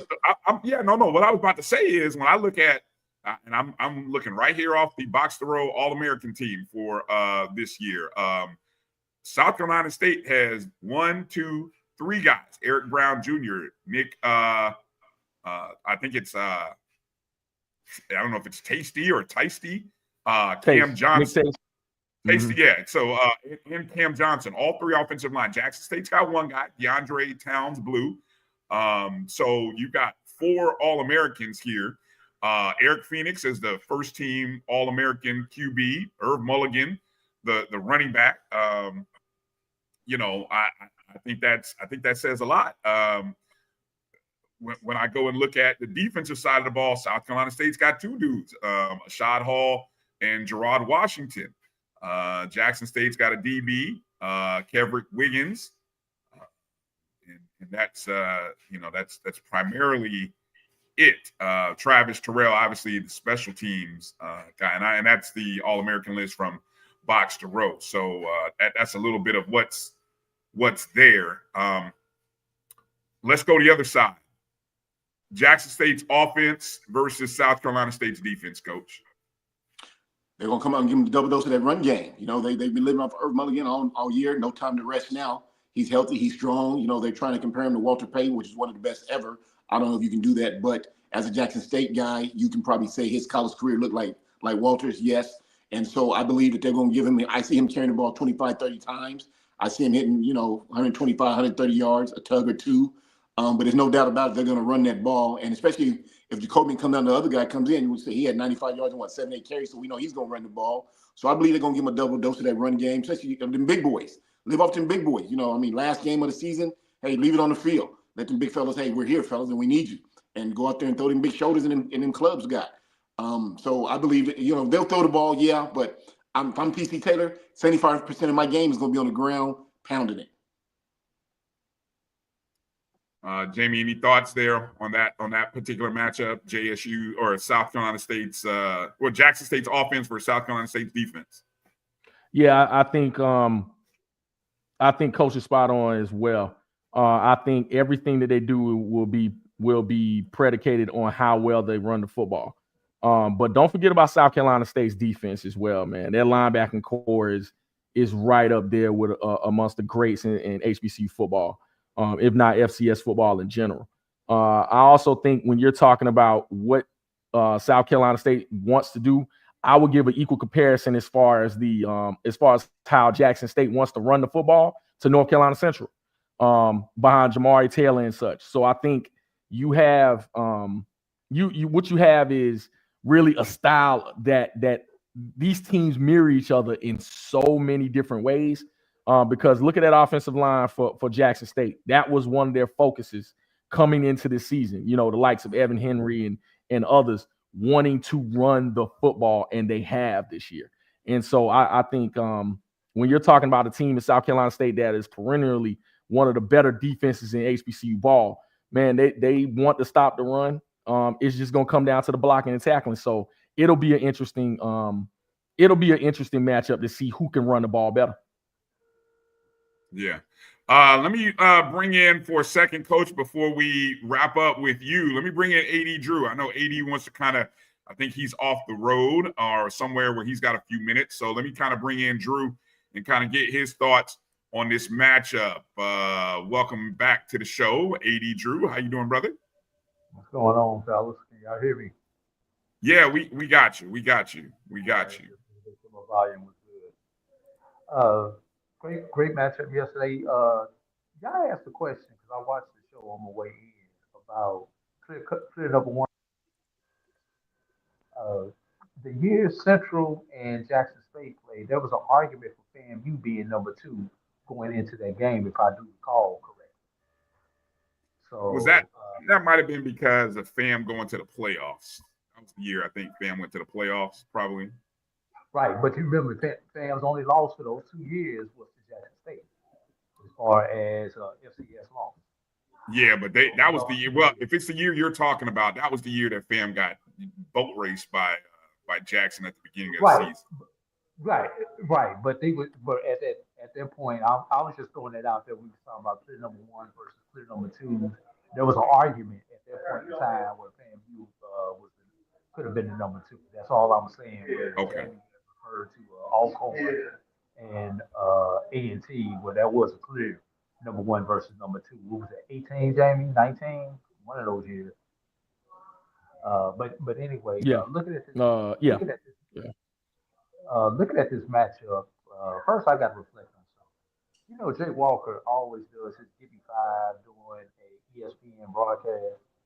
Little did we know his Give Me 5 should have been about, can you name the quarterbacks who will play in today's game? So, because both teams played multiple quarterbacks for multiple reasons in yesterday's game. But looking at next week, South Carolina State has to look at their quarterback situation at Jackson State. Zion McDonald, one reason that they had that advantage, Zion McDonald was actually was not even listed on the depth chart. He came in as the number 3, although they say in practice he had elevated to the number 2. So there was an advantage that Jackson State had, knowing that Zion McDonald was the true number 2 that Southern was not prepared for. You're not going to have that advantage next week. Now, South Carolina State having to prepare for possibly 3 quarterbacks, Coach Norman. You know, most people normally prepare for 1 and the backup. Can you adequately prepare for 3 quarterbacks within a 1-week period? You can prepare for 3. What you do is you give yourself 15, 20 minutes for the starter, and you give everybody else 5 to 7 minutes. You know, you worry about them because something may happen to the first guy, and you got to go in. So you don't overlook nobody, but you give the first guy, you give him 15, 20 minutes of just concentrating like, hey, defense, this is how we're going to stop this guy.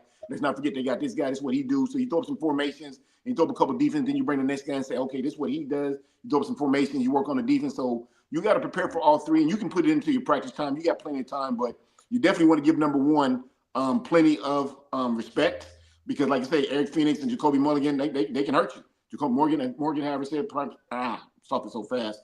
But either one of those quarterbacks can hurt you, so you have to be respectful to them. But, yeah, you definitely can prepare for 3 quarterbacks. All right. And I haven't had time to dive deep into the numbers. I've been on the road all day today. By the way, I'm back in St. Louis, my hometown, sitting in my father's house. So, and I'll dive. Right out to the STL. I'm about to give you some Emo's pizza, and then tomorrow I'm gonna give me some Chinese food.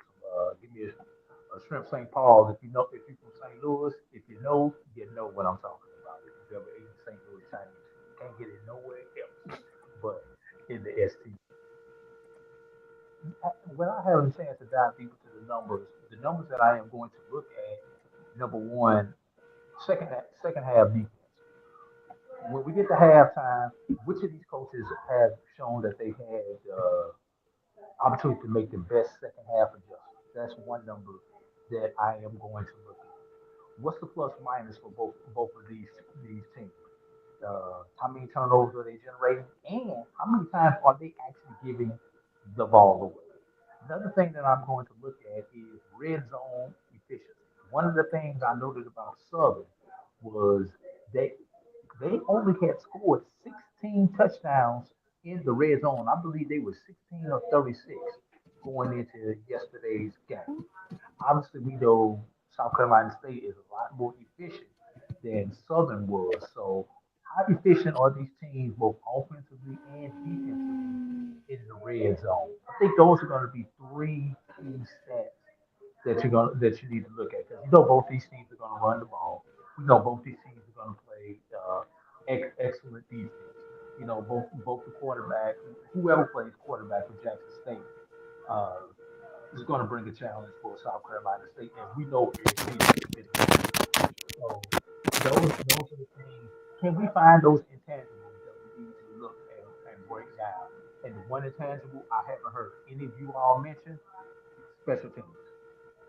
Yeah, I think this is going to be a game that's going to be won or lost on special teams. Who doesn't cover that punt or that kickoff, and they give either a punt return or a kickoff return for a touchdown or big 30, 40-yard return. Does a punter shank a ball and it goes only 20 yards off of his foot? Or they're going to be missed field goals. Those are the type of things in this game with these 2 teams that closely matched that may make the difference. All right. Appreciate it, Drew. Yeah, you guys, Drew's on the road, so, kind of forgive him for the audio if it was up and down. So, just bear with us. Drew he was on the road, so I don't think he was planning on necessarily jumping on the show, so he didn't have his full compliments of stuff. Coach, he can't help it, man. He had something to say. He heard all this. He had something to say. He couldn't help it. I know he had to jump on. I know he did. Drew could go to Alaska and hear numbers and want to comment on them. All right. What I really want to comment on is what I saw yesterday at Valdosta. Well, I don't know. Do we really want to talk about that? All right, let's kind of wrap. While we got Coach, let's kind of wrap up with Coach here, and then I guess we'll mention what we saw in Valdosta. Coach, any final X factors or any? You heard Drew kind of give some X factors or things. any X factors that you can see or that you would prepare for in a game like this? Championship game, one last roll. What kind of X factors would you prepare for? Making sure my players know the 2D. That's my job as a head coach, to put it in their face, first, seconds. Making sure we practice, especially like Drew just said. Again, we've been talking about that all year long. Kick, punt, fake kicks, fake punts, be expecting everything. So practice everything. Leave nothing unturned. Run the ball. Practice running the game. Make sure you guys are healthy. Make sure they pack their toothbrush, stuff like that. I mean, you don't leave nothing out. This is a big game, this championship game. Like I say, I know TC's playing for himself, his family, his city, his school. Tennis Berry is playing because, he's out there proving that he still want to be one of the best of all time. And I'm looking forward to be a great game. So I think both coaches will have their players prepared. And once again, I just get the front seat. I'm excited to be there. All right. Yes. And I promise all week, I swear, I promise, I will not make any comparisons to Coach Taylor and the previous administration. No comparisons. Now you come see me a Saturday at 6 p.m. and then we'll see right then. But no, right now I'm not nothing. So and I think honestly we should all I hope during, and I don't know, Jamie, what was the vibe during that press conference? What was any of that thrown out there for Coach Taylor? Because I know it's like low-hanging fruit for maybe people who haven't been paying attention all season. Not in the sense of bringing up just how quote unquote great it was, just more so of overcoming, and the way he addressed it more than anything was what was there when the previous regime left and where they had to build from. So that's kind of where it was. Okay. Hey, Brian. Yeah. We know as of right now, TC Taylor can do no worse than the previous administration, which is lose on Saturday. Facts. He's gotten there. Exactly. Half the battle is won. Now you just got to do something that hasn't been done. Interesting nugget that I'll leave with Jackson State. Last time that Jackson State has won a postseason game. So we talk about what the challenge and just the history that Coach Taylor is looking to make. The last time Jackson State won a postseason game, 1971, the Azalea Bowl in Mobile, Alabama. Yeah, they beat Alabama A&M 40-21. I wouldn't be born. Raise your hand if you was born. I wasn't even born then. Wow. Yeah, and since that, that's your stat of the day. Since that time, they've gone 0-12 in the NCAA playoffs and 0-2 in the Celebration Bowl. So 14 postseason appearances, bowl or playoffs, and have yet to get a win. So there's your stat of the day, ladies and gentlemen. BF, that's going to make good bulletin board material right there. If somebody that stays watching you, they record that, that's going to make great bulletin board right there. Good luck. Good luck, Jackson State. I hope you in the street. There it is. There you get my seal of encouragement. Go ahead and break the street. It's time. It's time. All right, Coach. Well, we'll see you in Atlanta. Yes, sir. Any last, or we didn't get a chance to talk about coaching searches and things like that, but we got time during the course of the week to catch up on that. So just want to wish you safe travels to Atlanta. Any final words you want to give to the people as we close out? To the people in the chat, if you connected to a job that's open out there, there's 9 of them out there. Remember, although I've been at the small school level for the last 25 years, there's no job out there that I can't do. I can make us all proud. Once again, whatever university I represent is that, but I represent us all as one. We are HBCUs. Help me out. It's time for us to get back on the football field. And like I usually say at this time, AD, BF, Jamie, I'll see you guys next Sunday. But I'll see y'all Thursday. I'm in the ATL. All right, Coach. All right, let's take a short break. Come back and pick up on some more. Jamie wants to talk about. He's excited about the new coach at North Carolina A&T State University. We'll talk about that new coach and a few more, and then get back into some of these other matchups as we get a little bit closer to Celebration Bowl 9, CB9. I don't know. That's how I'm phrasing it, but we'll see. We'll see if that sticks, CB9. All right, we'll be back in just a minute. You're watching the BCSN Sports Wrap right here on the Black College Sports Network. Looking for the ultimate cultural experience of 2025? The Zora Outdoor Festival of the Arts is where you need to be. From January 31st to February 2nd, Eatonville, Florida will come alive with incredible live performances from the Levert Experience and the Bar Cave. Immerse yourself in interactive art. Shop from over 80 vendors. Take a journey through history with a new virtual tour app. And enjoy family-friendly STEM activities. Plus, don't miss the unforgettable R&B tribute to the legends, honoring talents such as Whitney Houston, Marvin Gaye, and Luther Vandross. This is more than a festival. It's a celebration of Eatonville's rich cultural heritage. Visit zorafestival.org for tickets.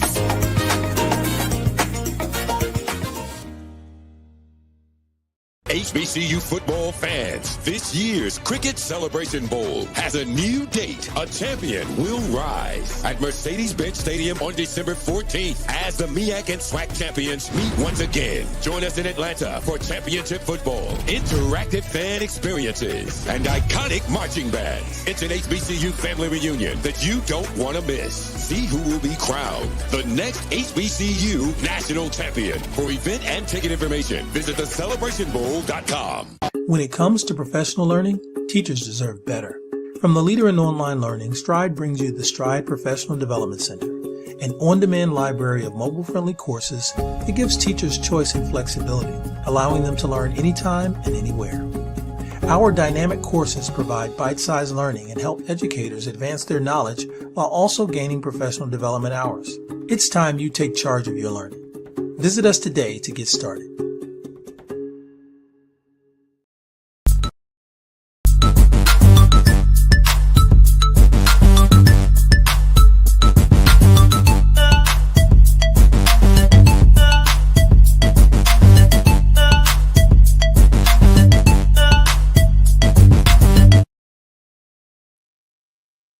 Welcome back to the BCSN Sports Wrap. Bryan, Jamie Walker, AD Drew joining us. Coming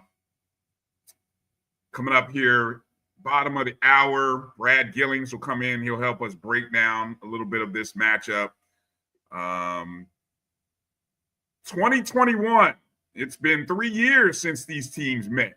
They met in Celebration Bowl 6. Or 7. Was it 7? 6.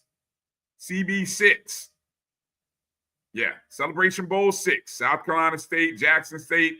The Bulldogs came in with what was the record going into? It was just above 500. It was like 6-5. 6-5. Yeah. Yeah. 6-5. Jackson State had just rolled through the SWAC, unbeaten. 12-0. Yeah, had a great record coming in, player of the year, Coach Prime and all that. We really underrated South Carolina State. Didn't really know.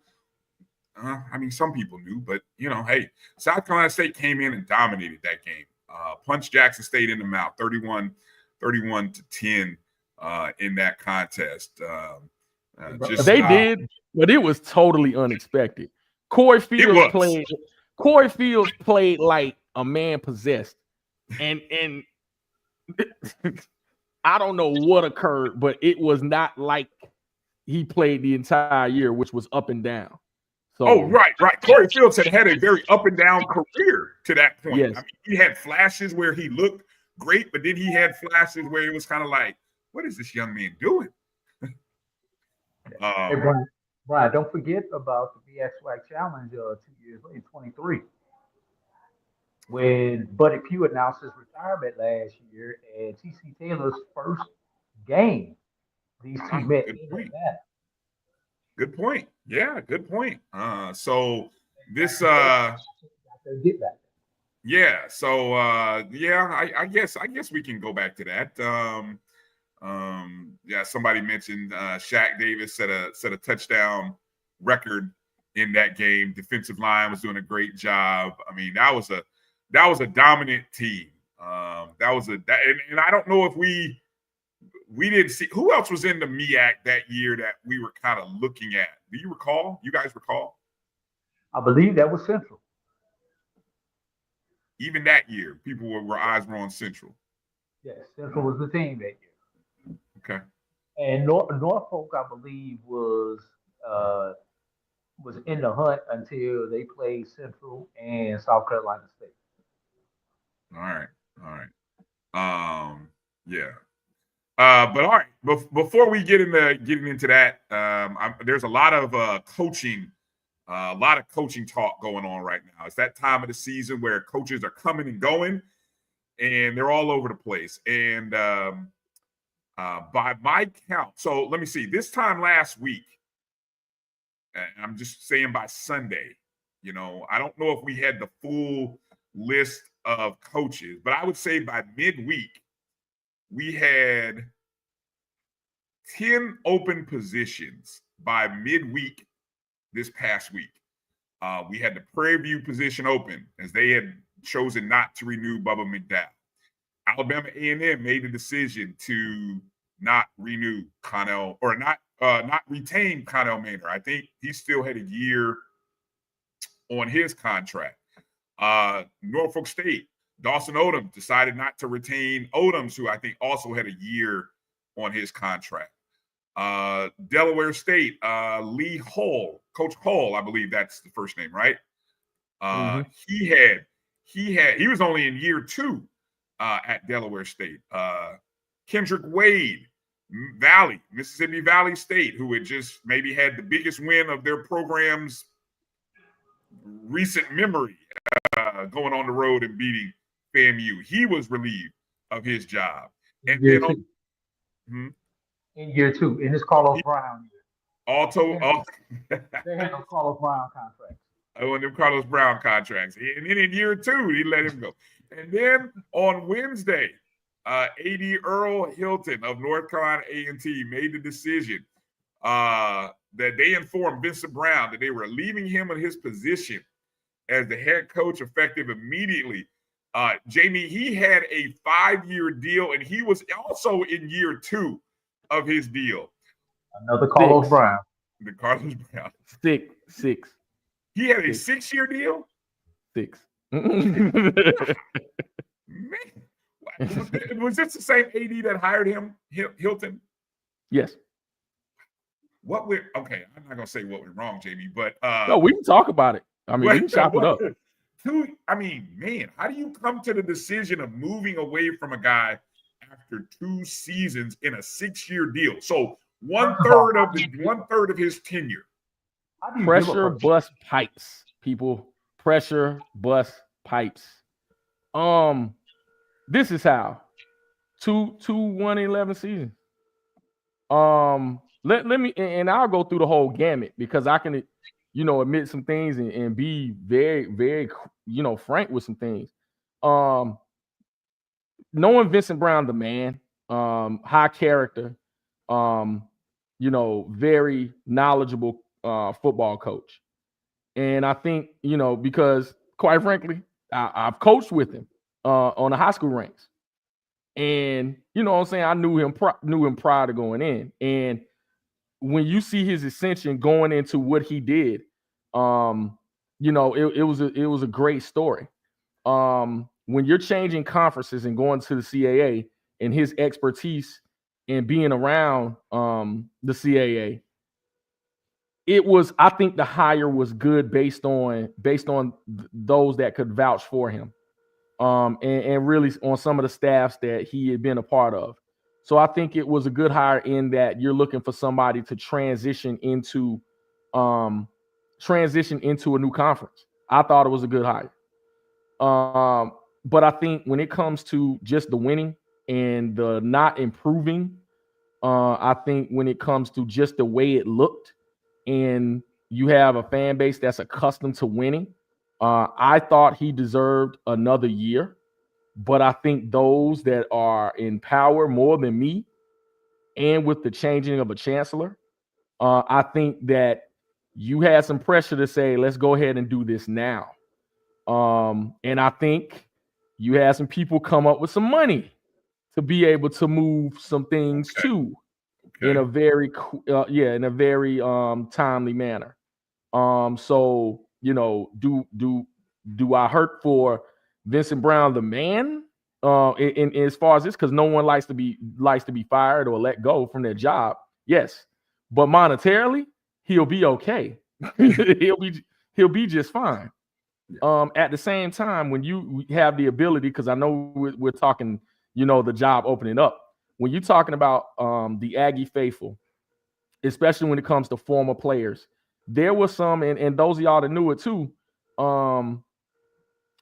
players that were not pleased with how everything got and how everything came in place, as far as how they were treated within the ranks. There were changes that went through the program, from the transition of former coach Sam Washington into going into the CAA, into just how some of the things, and I won't go deep into those things, but how the football team, needed to be, especially, academically. And it was time for a change. It was felt that a change was needed. And, I'll never talk about sources or talk about things of that nature, but some players thought it was time for a change discipline-wise. And so I think that's where you came culture-wise. But bottom line, it's a number-based business. And when you are not winning enough, people get impatient. And when you can come up with the money to say, okay, it's time to pull the trigger, absolutely. It's time. It's time. It was time. It was felt it was time. And then the candidate that eventually came up, and like, WSSU Ram Nation said, quick and quiet. Hey. Quick and quiet. When that candidate was up there, someone of the caliber of Sean Gibbs, I know he is a North Carolina Central grad. I know, Josh and all the Central faithful, because we have had Central grads as coaches, for sure. But I've talked to Coach Gibbs, and we talk about things indirectly when it comes to A&T. He loves the institution. He loves North Carolina A&T. People of North Carolina A&T love him. Those players love him. Those former players love the man. And I know there was some rumors that he was supposed to be at another institution. He was up for another institution. There's no rumors. There's no rumors. We can talk about it. No, because he was. He was supposed to. He was this close to being the next head or the whatever number head coach at Florida A&M, and folks were like, oh no. And this is what I always say about passionate fan bases. As much as I probably did not agree with certain things that occurred, it wasn't my institution. But at the same time, both passionate fan bases wanted change. And at the end of the day, there was one way that there was change, and then there was another way that was change. I can't say that one was better than the other, but eventually people got what they wanted. Johnny, anyway. So with that being said, North Carolina A&T got their guy. I am happy with the hire. I am happy with the way they went. Now, it is still a results-based business, and he has to come and win. But I think I can safely say right now, from the outside, he is getting more support and buy-in than Coach Brown did from the start. I think people thought it was a good idea based on the pedigree of Coach Brown and the experience. But I'm talking about pure emotional buy-in when it comes to the fan base. Coach Gibbs gets it. He's already gotten it. I mean, look, that's what you. It's no question. And that's what you want. That's what you want. I mean, look, had he come to FAMU, he would not have gotten the emotional buy-in. He would have gotten the Vincent Brown treatment. No doubt. Just like what y'all gave Vincent Brown. And that matters. That matters. And so he's where, Go ahead. It's fun because I've had this conversation with people. He is where he is beloved and where he loves them. And it's bigger than an administrator wanting their guy. There needs to be a fit. And we got what we wanted and who we wanted, and A&T now has who they wanted. And you see what I love is A&T putting images here with Hall of Fame, All-American players like Tariq Cohen. I mean, that's the picture, he said, Gibbs, our task is simple: rebuild our football program to what our alums and fan base deserve, a winner. We will teach the Aggie team to walk like, talk like, act like champions in everything we do. I mean, man, I don't know if the last look, that got the fan base pumped up right from the outset, man. And again, when you're talking about someone that has been around the culture, you've been in the school 11 years, the culture of everything that goes on in East Greensboro. And when it comes to when it comes to just the way that they want folks to buy into the program. Now I'm talking about former players. They felt that they were ostracized. Now some people agreed, some people didn't, just based on where the shift in conference was going. Some people felt that you needed someone that's been in those CAA trenches. But at the same time, I think when it comes to I'm gonna laugh it off. When it comes to the folks like Jermaine Martin, and Jermaine Martin, if you look on Twitter, Jermaine Martin said, if y'all hire Sean Gibbs, I'll come and cut the grass on the football field with a push mower. I in turn gave him the Forrest Gump meme. And like, we're not gonna do you like that. We'll at least give you a riding lawnmower, sir. But I'm talking about, but at the end of the day, the buy-in from former players, and I'm not just talking about those two. I'm talking about your Elijah Bells. I'm talking about those people who helped you guys get to be one of the premier programs of this century. No, how about this decade, of the past decade, right? You guys got to that spot on the backs of those guys and the guys before, right? Absolutely. And so, I think people, enough of us, and I'm not ashamed to ever admit when I'm wrong, because I didn't quite feel what they felt as far as them being ostracized or not really feeling included by the last regime. But those guys felt that they couldn't come on the fields. They couldn't be around the program. All the things that you want those past guys, past players that had built the program up to be, was supposed to be around and influence these new crop of guys. They felt ostracized. They did. I mean, they made personal accounts on it. And so here we go, Travis. And so again, when it comes to Sean Gibbs being the hire, it's a slam dunk. And again, quickly, quietly.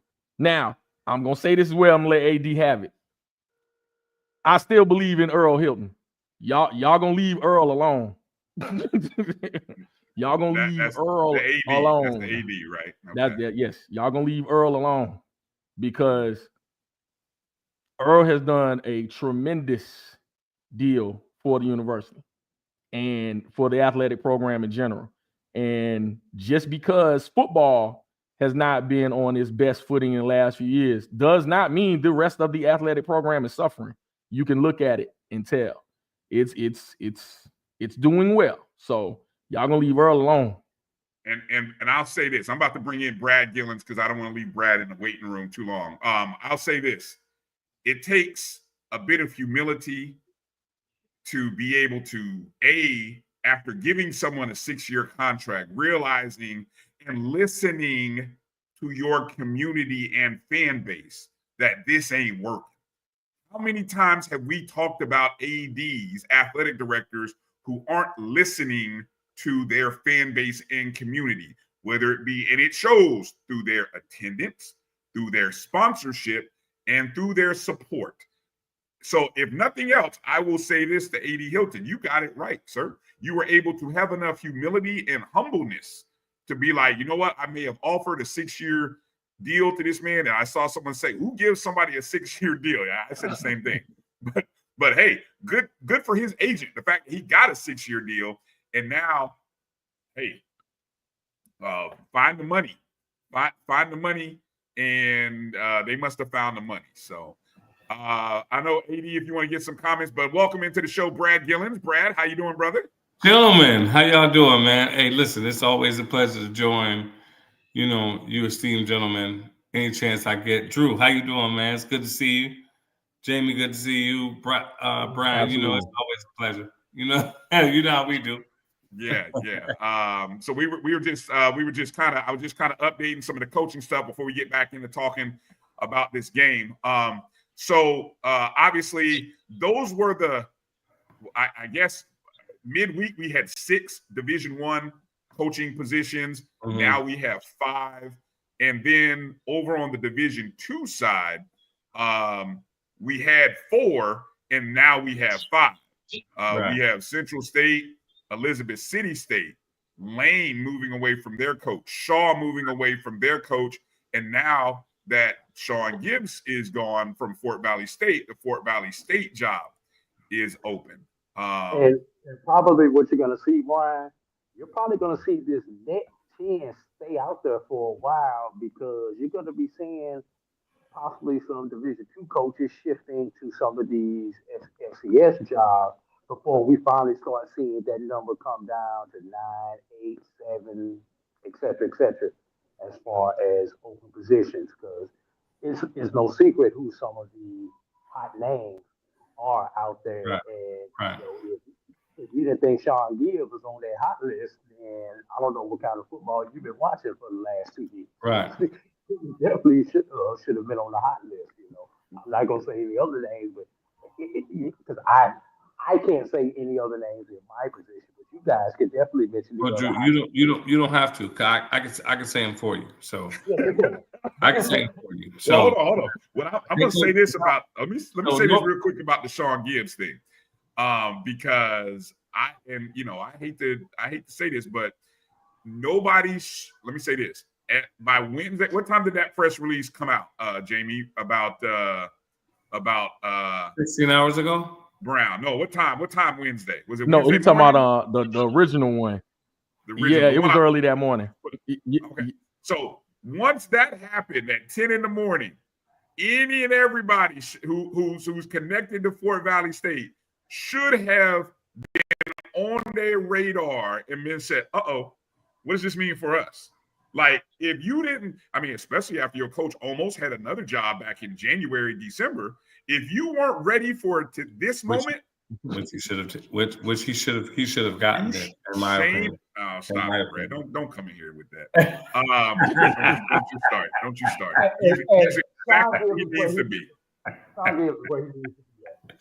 I'm just saying. But you can't be unprepared. You have to be prepared when these coaches, the coaches who are winning. Look, there's another school whose coach they winning. They're winning, but hey, guess what? You better be ready to move, because at any moment in the next week, in the next few days, there might be another coach or two that might be putting in their resignation letter. And guess what? That school, you better be ready. Are you ready? Or are you going to put your head in the sand and be like, "Oh, we didn't know this day was coming"? Come on now. Right. Go to the barbershop. Everybody's talking about it. Right. Hell, go sit in the chair. All you got to do is sit in the waiting room. That's right. Anyway, that's Brad, I'm gonna ask you, and then I'll ask the panel here, as Carlos likes to say. Yes, absolutely. Rank the jobs best. And I asked this question. I said, are there any FCS jobs better than the D2s right now? Yeah. Norfolk State's number 1 right now. You say Norfolk State. Okay, give me the top 3. The open jobs, 1, 2, 3. Norfolk State's my number 1 job right now. Their pockets are deep. Their enrollment is large. Their team, their alumni base are willing to spend money. They're a sleeping giant. They just need the right coach for that area. They really, really do. And if they can get the right coach for that area, they can explode. Listen, Florida, Texas, 757. They're some of the biggest recruiting hotbeds in the country. Okay? I'm telling you, if you can get somebody who's a native son to that area, I'm not naming any names. Yeah, let's not go there just yet. I just want the top. Give me your top three, and then I will circle back to that. Look, he might wear number 7. I'm just saying, But I'm not naming any. I'm not naming any. And his brother wore number 5. Is that what you're saying? I'm not naming any names. Don't name any names. Please don't. So after Norfolk State, who's your 2 and 3? After Norfolk State, Virginia State is looking for a coach, but I think Virginia State could possibly be losing a coach. Virginia State? We weren't going into the speculation stage. No, I'm talking the active jobs right now. Don't start speculating on here, Brad. Just yet. Just save that for me. Okay. Breaking news.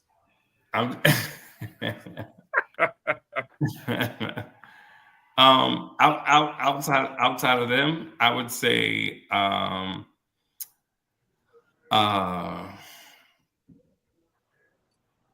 you know what? Is that tough a decision? Go ahead. Prairie View with their facilities are amazing. Okay, that would be 2. Prairie View with their facilities are amazing. If you can get to Texas, everything's bigger in Texas. So if you can get to Texas and you can recruit the Houston area and everything around that area, you'll be in good shape. And then last but certainly not least, I honestly think with the right kind of you gotta have the right coach. You gotta have the right coach though. Gotta have the right coach. Valley, I think Valley is red. I think no. You know what? I take that back. Not Valley. Alabama A&M. Don't feel pressure. If you want to ride with Valley, Alabama A&M. No, Alabama. No. Talking about It's Alabama A&M. It's Alabama A&M. We need Mike Washington right here. Right. I should have that as a soundbite. I got to go back and find that episode. I'm just going to cut that and put that in the sound. It's Alabama A&M. All right. So your top 3 is Norfolk State, Prairie View, and then Alabama A&M. Jamie, what are your top 3 most attractive jobs now that the A&T job has been filled? Definitely PV1 for sure. I would say A&M number 2 and Norfolk State 3. And the only reason because Norfolk State, I actually made this comment to someone because they named Norfolk State being the number 1 job, but it never has been. So it's kind of one of those things where, it can be, but it just never has been. They've never won consistent. They just can't. And Jamie, where the school is, you're talking about Jamie, the Tidewater area, man. Jamie, all they needed was Pete. All they needed was Pete Adrian. When they got Pete Adrian from Bethune-Cookman, he came in right away and he won right away. He brought in Casey Hansen, and they won in 2 seasons. In 2 seasons, they were MEAC champions. 2 years. It's just recruiting the area, man. It is right. The most odd thing ever because I actually addressed this question with people, and for some reason, you have not been able to bring in someone that can recruit the Tidewater.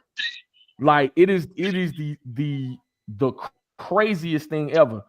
I think you almost have to get a high school legendary high school coach from the area to be able to get players in. I honestly do, because you know, what we're talking about as far as who they might bring in, will have some buzz, but I'm not sure even now if that gap is the gap is too wide or the age range is too much now. You know, of our generation, that name does ring bells. I don't know if it still rings the same bells, but I think when you're talking about winning consistently in football in that area, you got to have somebody that knows those kids. You know, you got, Hampton High, you got, Gloucester, you got, Bethel, you got, if you know the area, you talking about Supreme football talent in that area that people are that people are slept on. Those that know. You got football. You can throw a rock, just like I feel about the Atlanta metro area. You can throw a rock and hit 10 players. You know what I'm saying, in the area. You know, who can recruit that Tidewater area? That's the best. That's the only thing I can give you. I can't give you a name. All right. So again, give me that three again, Jamie, that you said your top three. I'll give you three again. PV being number one because of the facilities. Facilities, and I think they are hungry for a winner. Yeah. Number two, A&M. And Alabama A&M. You know, that's another school that's probably slept on, but I think they have everything that it takes. AD, assistant ADs. You know, we're familiar with some of those people in place.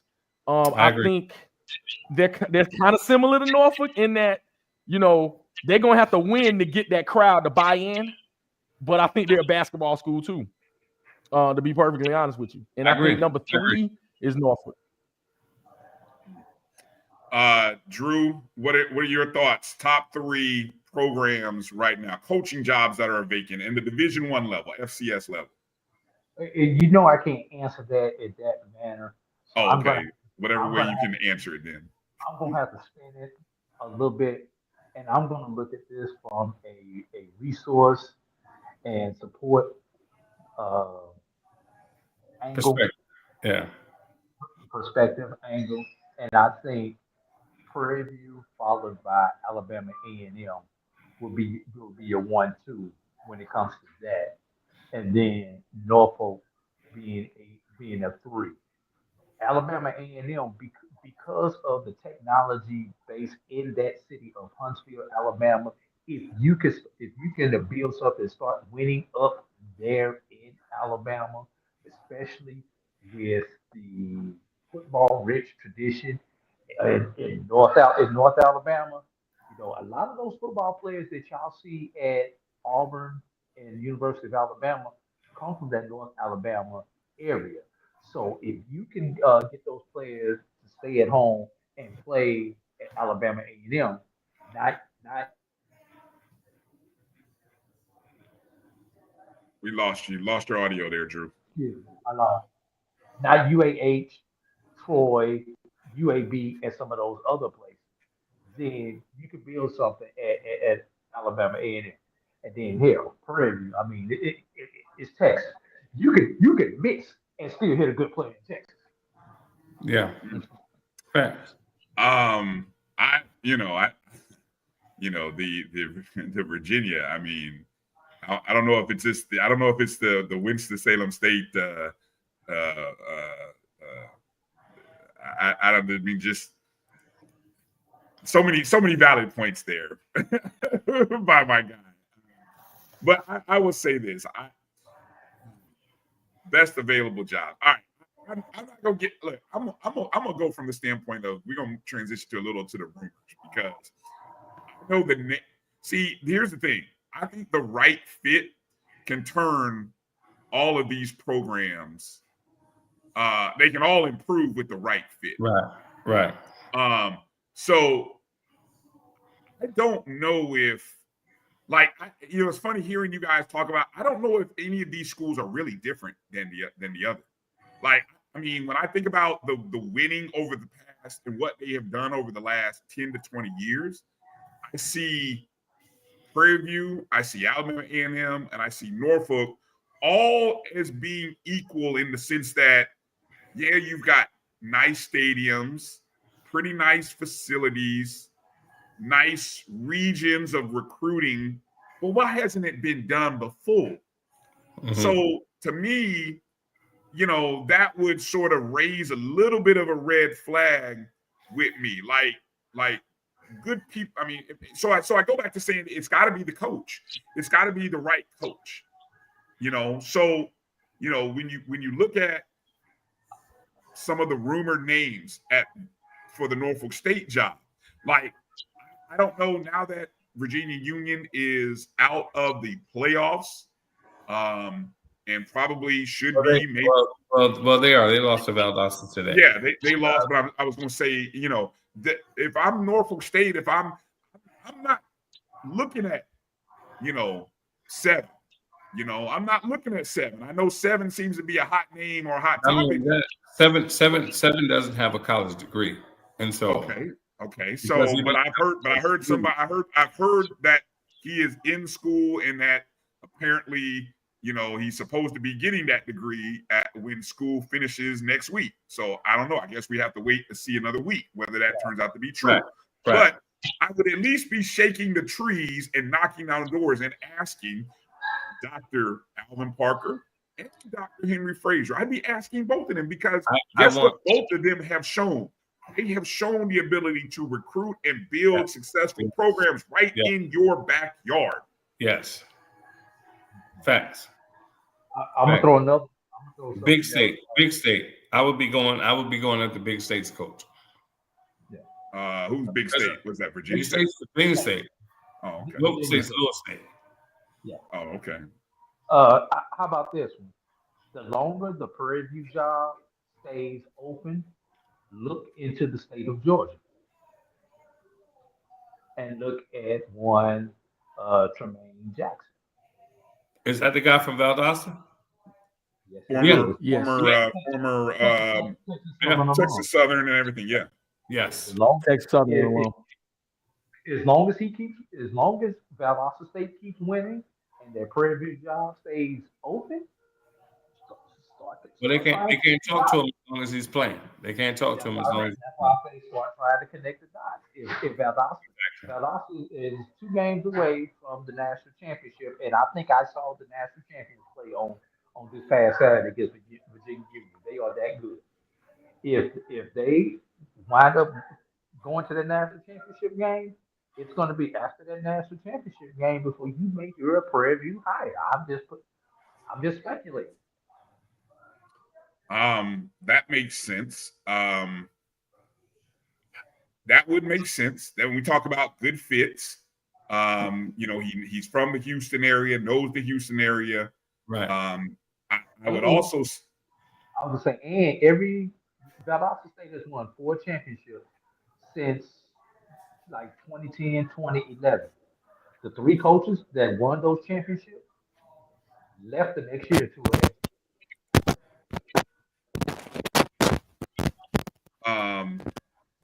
I saw, and I want to give. I saw a tweet by Rocky Miller, so I want to make sure to give him his props here on this. And Jamie and I tweeted this to Jamie earlier. So apparently there's a search firm here, CSA Sports, that is a part of the interviewing process over at Prairie View. And he's saying that anonymous sources say Prairie View Panthers and the search firm have interviewed former Alcorn head coach Fred McNair, former Norfolk State and Southern head coach Dawson Odoms. They don't need him. Valdosta State head coach Tremaine Jackson, and former Michigan State head coach Mel Tucker. Yeah. He also says in his tweet, though, but that was the shock. Yeah, what, the Mel Tucker? Yeah, heard that. Yes, get it. I don't get the Mel Tucker, but okay. I don't know his ties. So I'm gonna be honest with you. Because I'm gonna say something about that, and this may rub some folks the wrong way, but I'm gonna say it anyway. If you're going to interview Mel Tucker, you got somebody from Texas that one school has interviewed at one point and almost brought on their staff that you could bring on your staff if you Prairie View. If you're going to go that route, and he know Texas high school football well, you must be talking about from Texas A&M. From Baylor. Oh no. Oh That was gonna go. That was gonna be at Grambling. Oh no. Oh no. If you're gonna do it. I mean, but well. I mean, if we gonna put out what ifs. Well, hold on, because let me finish the rest of Rocky's tweet. And I appreciate Doc jumping in and saying that only one name on that list had been actually interviewed. So I appreciate Doc for adding a little clarity. But he finished his tweet by saying "word on the street," and I love that. I guess that's now when we want to just throw stuff out there. That's Word on the street, that's the new word. Or the NNN. If you know, you know. Oh yeah. All right. So according to those sources, Clark Atlanta head coach the Clark Atlanta head coach Teddy Keaton remains a preferred candidate, but despite no official interview yet. So again, shout out to that's Rocky Miller who here's what I want to know, Brian. Here's what I want to know. Nobody has reached out to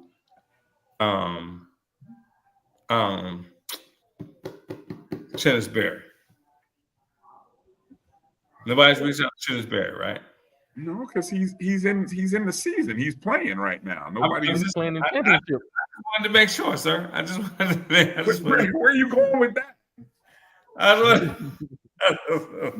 You being messy. Look, I'm the one who gets confused for being messy. You can't come on and take my messy. You can't take the title, Brad. Not today. You're supposed to be coming in as an esteemed guest of the show. You leave the messiness to me, Brad. Speaking of Fred McNair, we talk about fits. How about this is a fit?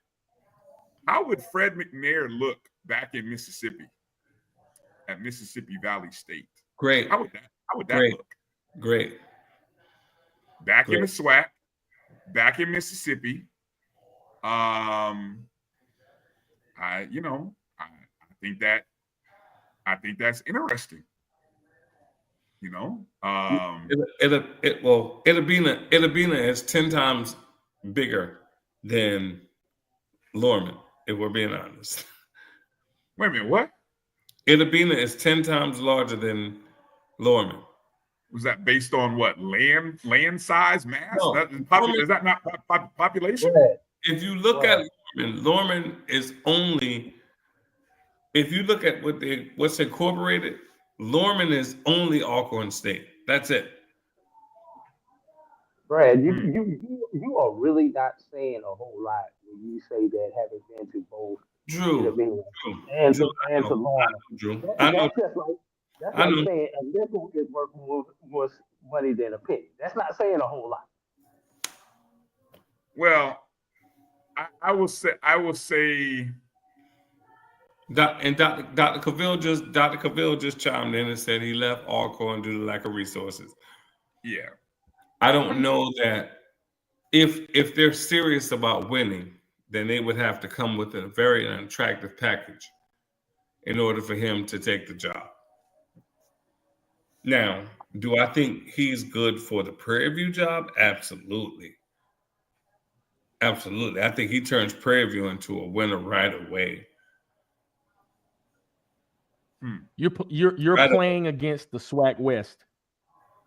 You're playing against the SWAC West, and instantly,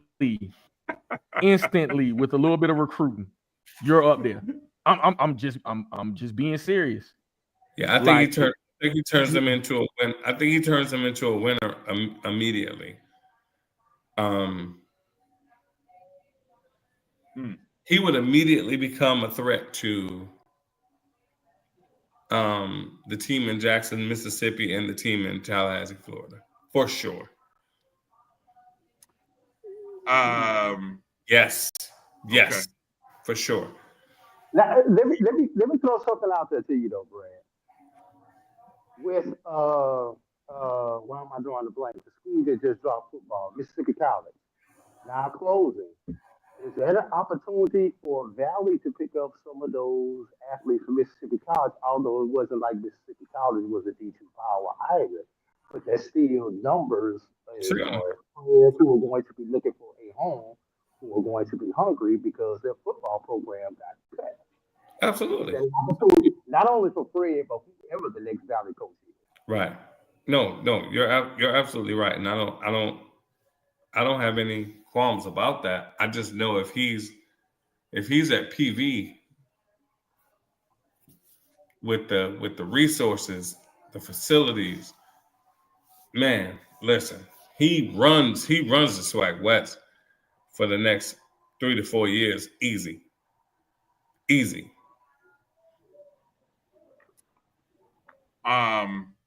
All right.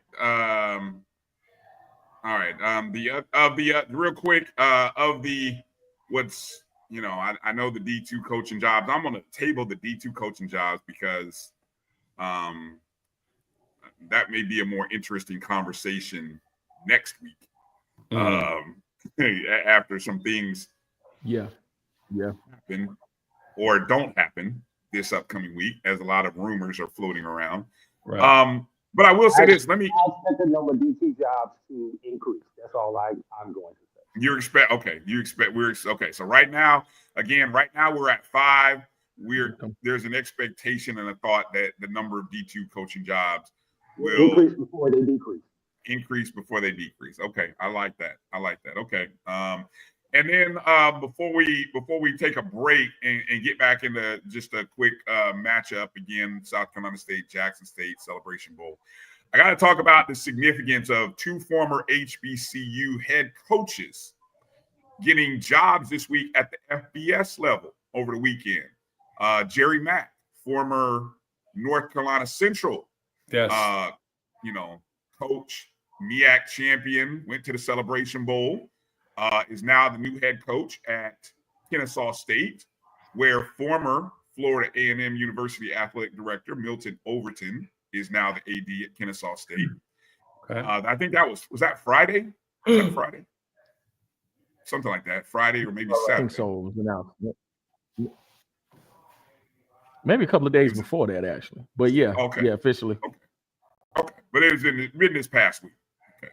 And then the news came out Saturday morning. Former Florida A&M and Prairie View head coach Willie Simmons is now the head coach at Florida International University, right in South Florida, where he will now take up residence in Pitbull Stadium. The significance now of 2 former HBCU football coaches who've had success moving up to the FBS level. Talk about the significance of that, Jamie, and then we'll go to Brad. Talk about what that, just the significance of that, and can they be successful? Which I think at the end of the day, we all are rooting for them to be successful. I think even people who might have shaded former Jackson State coach Prime, I think you have to be somewhat pleased that he found a way to be successful in year 2 at Colorado. Sure. And so now we look to Jerry Mack and Willie Simmons, and let's see what they can do. I'm mixed on them. I'm happy for their opportunity. Ecstatic for their opportunity. But I also think I can't help but think they had to take an extra step in order to get that FBS job. That they could not leave from the HBCU ranks and go straight into an FBS position. I think that's the only, I think, iffy side of it that I feel. I think that's the only thing about it. I'm ecstatic for both of them getting their opportunities to coach on the FBS level. I think Willie is set up for success because I think they just want something down there at FIU, and his Florida ties give him something that I think is a leg up in that program, because clearly they want a winner. They want to be on the map. They want to be exciting. They want to bring something to Miami that they haven't seen before, and in a town with the University of Miami being right there. It has to be something. And I think Willie has all the tools because he's a program builder and someone that can turn around programs. Jerry Mack being here in Metro Atlanta, I think is an interesting. I'm happy he got the position, number one. But number two, you got the likes of Georgia State, which is newly up in the FBS, and you have, of course, the Power 5 schools, University of Georgia, down in Athens, and of course Georgia Tech right in the city. So I think recruiting will be his number one thing. They just got to the FBS at Kennesaw State. The reason they let their previous coach go is because, quite frankly, they didn't do well in their first year. And I think there was some changes. And right now, if you listen to local radio and just local opinions, A.D. Overton is catching some heat right now. So it'll be interesting to see how that goes. I hope, Coach Mack can do a lot to kind of galvanize what Kennesaw State will be. But you're talking about a huge population in school. And so, money-wise, we'll see if they put their dollars behind the athletic program and actually build upon their success. Because they've been successful in basketball so far, we'll see if football can follow. I think Coach Mack has the resident experience that they're looking for, and so hopefully he does well there. But I think right now, if I were judging just the jobs, I'm happy for both. But I think Willie has the opportunity down there in Miami to do some really special things. Mm-hmm. What do you want to add, Brad? Atlanta's a recruiting hotbed, and I think Coach Mack, with everything that he's been able to do and everything that I've seen from him during the time that he was at North Carolina Central, I think he will bring a lot of those things to the Atlanta area. And he'll be able to garner some good kids. And he'll be able to turn that program around in a very, very short time. But I want to spend the majority of my time on Coach Simmons. And this guy's 44 years old. Mm-hmm. All right. This guy's 44 years old. This guy is the definition of deny, not deferred. He wanted to play football at FAMU, but it just so happened that FAMU was going through the NCAA Division I transition the year he transferred. So he was ineligible. So he had to transfer to the Citadel. He wasn't able to get back to FAMU until he came back and became the head coach. He came back and became the head coach, and he had a 6-6 record. I think it was his first year, and then after that, I don't think he won less than 8 games. Right. Right? Correct. Right. Every article that I've read on Coach Simmons taking the job at FIU said nothing about Duke and said former Florida A&M head coach is taking the job at FIU. That told me everything I needed to know. Mm-hmm. What that meant, and so for everybody who is listening,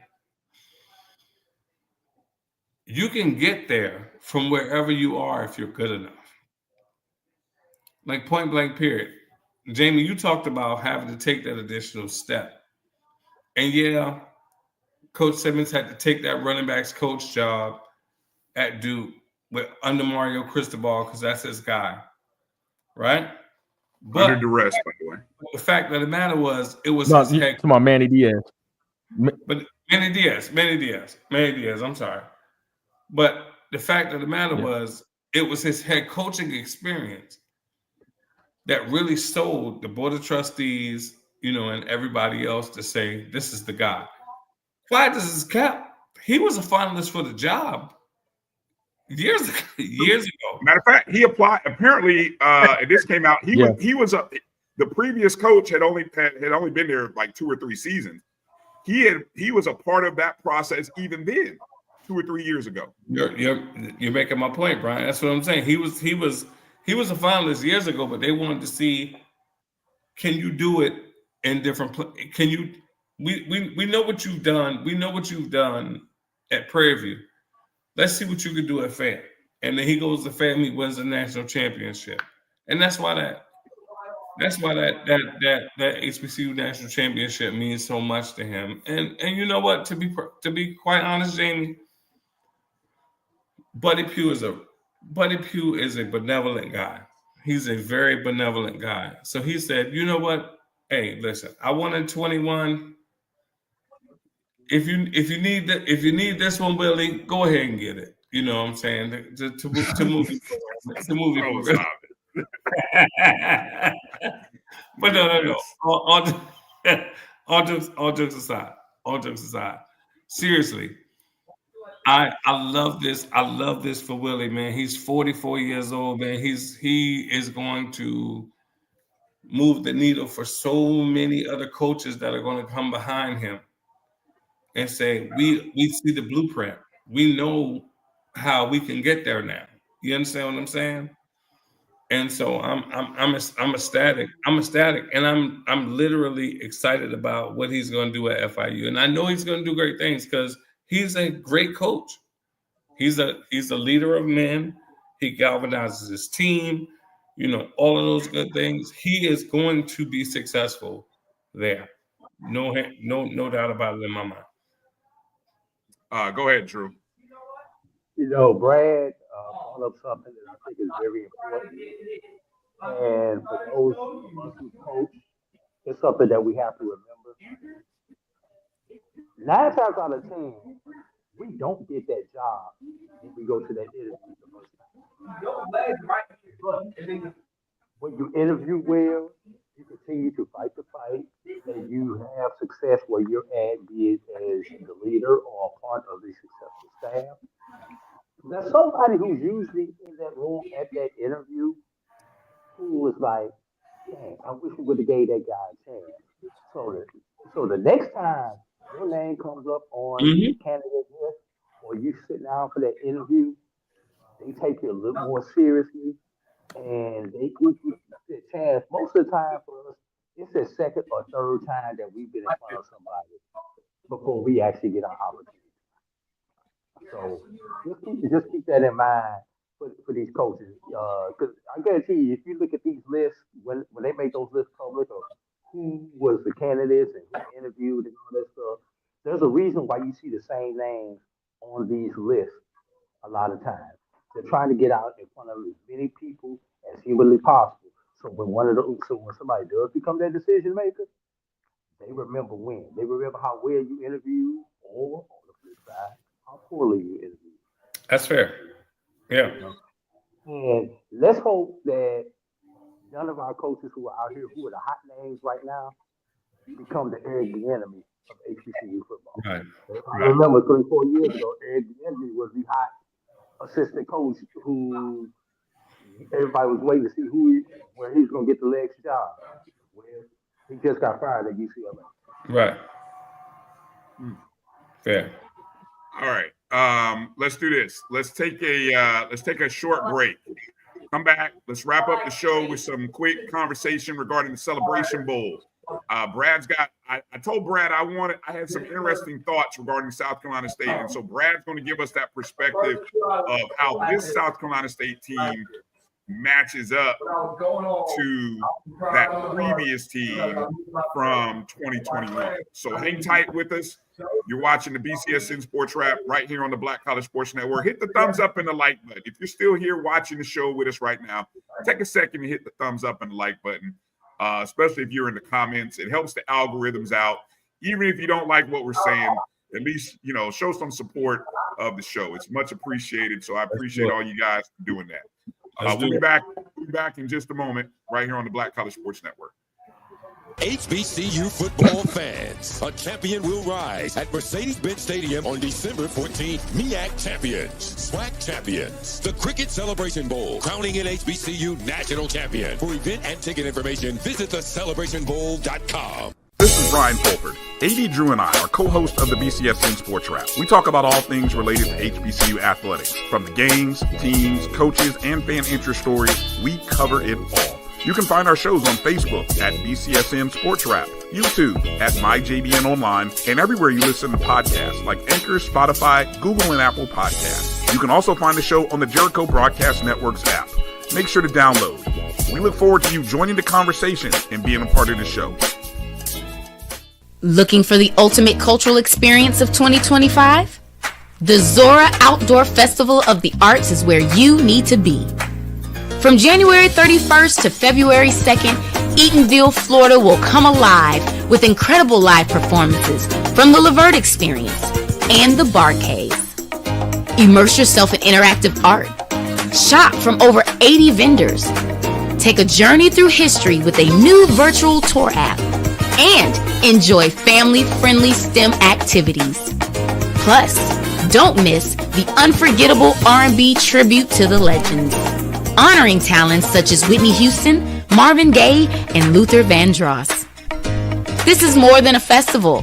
It's a celebration of Eatonville's rich cultural heritage. Visit zorafestival.org for tickets.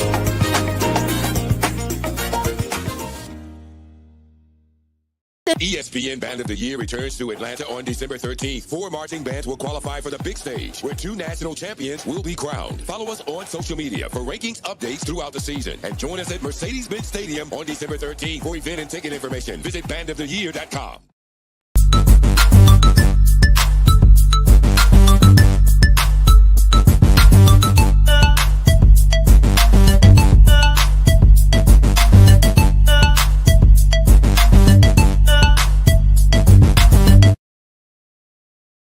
All right, welcome back to the BCSN Sports Wrap.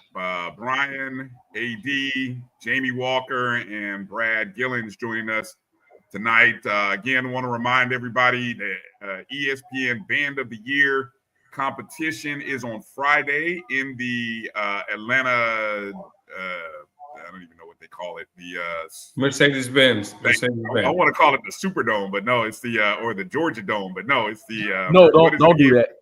Don't do that. I know. Mercedes. I don't have my notes. We just call it the Benz around here. The Benz. Okay, thank you. In the Benz. Yeah. So that's what it'll be. North Carolina A&T. Shout out your band again, Jamie. The defending champions. The Blue and Gold Marching Machine will be in the Blue and Gold Marching. Oh. Yes. Defending champions will go against the Marching 50. So yeah, we will James, highly imitated Marching 100. Every band. Listen, I got a quick story.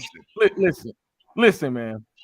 When I was at A&T and FAMU came to town, first of all, y'all shouldn't leave the number alone.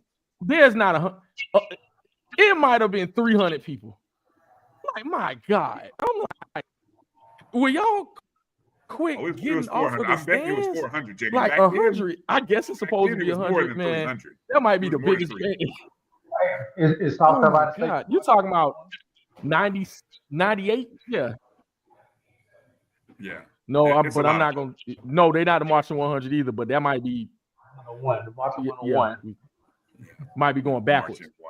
How y'all gonna steal a Marching 101? Drew. Get out. Drew. Anyway, let's not go there. But anyway, let me finish the promo here. Again, Band of the Year. Check Ticketmaster. It starts at 6. I believe there's two divisions. Of course, the upper division, the major, in the D2 division. The mid-major, the D2 division. Yeah. You have Virginia State and Miles. Memorial. No. Miles. You're right. Miles College and Virginia State. So, last year's champion Florida Memorial didn't quite make it back. So we'll have a new champion on the Division II level, and we'll see. We'll see if we have a new champion. And so, yeah. Hey, Bryan. You're on mute. Go ahead. Can you hear me? Yeah. Just got to show everybody when you come to St. Louis, when your first stop, when you get in town, you have to go to Emo's Pizza, get you some Emo's. Emo's pizza and some fried raviolis. I've been to St. Louis before, and I never have done that. Yeah, But I was rolling with my parents, so who knows? They probably did. That's because you're not a local, my brother. I got you. Okay. Yes. Reminder: FAMU was the first band to march 100 members. So everybody often duplicated, often imitated the incomparable. There we go. Do me a favor. Do me a favor. The incomparable imitated band in the land. Thank you. Can you do me a favor, Brian? Can you do me a favor? Always, can you do me a favor? Always. Please, sir. Leave Joe Bullard at home. Okay. Leave him at home. Joe Bullard's coming to Atlanta. Joe Bullard will be in Atlanta. He'll be there. I'll see Mr. Bullard. I'll be there Friday night. Make sure check out. I don't know where the Sonic Boom will be performing in front of high school kids and all that other stuff. But I'm gonna be in the bins. That's where I'm gonna be. Where champions march. Well, because you can't play on the field, so then you got the battle of the bands that night. That's fine. You can do your little, whatever. But you ain't, stay for the game on Saturday too. I'm working. I definitely. There are also 2 high school bands that are competing as well. So if somebody has that information on the high school bands, put that out there as well. So that way I can do that. AMT I want to say Southwest DeKalb. Is Southwest? Yeah, I forgot the other school. Oh, Jonesboro. I think Southwest DeKalb and Jonesboro. They both Georgia schools. They both Georgia high schools. Okay.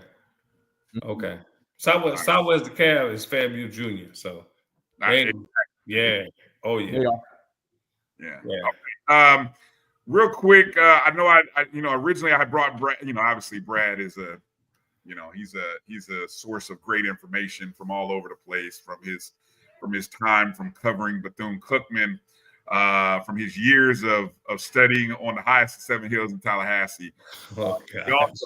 But he also covers South Carolina State. So tell everybody I went to school there. Don't do that. Wait a minute. Everybody you went to school where?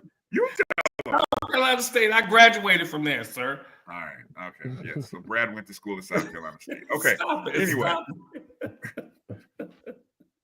Brad, I told you, and I was telling Jamie this earlier, I see so many similarities from this 2024 South Carolina State team to the 2021 team that many of us slept on. Okay. I mean, I think this South Carolina State team has a mobile quarterback, but a better, put it like this. I've seen Corey Fields have games that I'll never forget. I think it was the beginning of this very season. If you recall, the Alabama A&M game with Akil Glass versus South Carolina State. Okay. Yeah. That game was a hell of a game. It was a shootout. It was an awesome game to watch. 45-35 or something like that. Beginning of the season, first game of the year. Okay. I've also seen Corey Fields have games that are like head scratching. You'd be like, what the heck is that? But Eric Phoenix has proven to be a very, very, should be MEAC Player of the Year when it all comes out. He will be. And I think I will go so far, and I think this will decide it if the votes aren't already in. The HBCU Player of the Year will come out of this game. I think it'll either be Phoenix based on what he has proven this year, or Irv Mulligan, or Irv Mulligan if he gets loose. Exactly. I think so. The HBCU Player of the Year is probably going to come out of this game, because whoever wins this game, now both players may give great performances. So that's to go without saying. But if one doesn't, the other one will, and that will kind of be the deciding factor. Brian, here's the funny part. Irv Mulligan's from Beaufort, South Carolina. He's in our back. He was in our backyard, bro. He was in our backyard. So okay. So and I know you had told me offline that guys from South Carolina State, they got something. They're ready for Irv, huh? Look. Shaw Hall, James Broughton, Aaron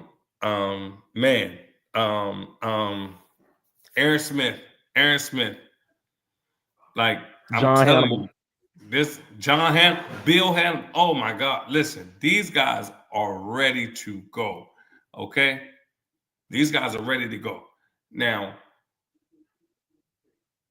the similarities of this team are great, good quarterback play, good running back play at 3 levels. So you got KZ Adams, you got DeAndre Duhart, and you got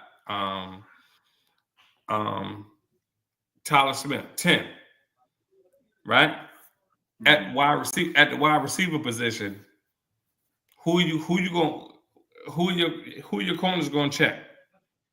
You gonna check Justin Smith Brown? You gonna check Enoch Carter? Or you gonna check Caden High?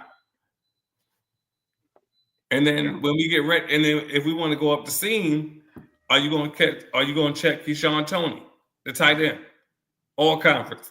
It's like we have an embarrassment of riches. But here's the thing.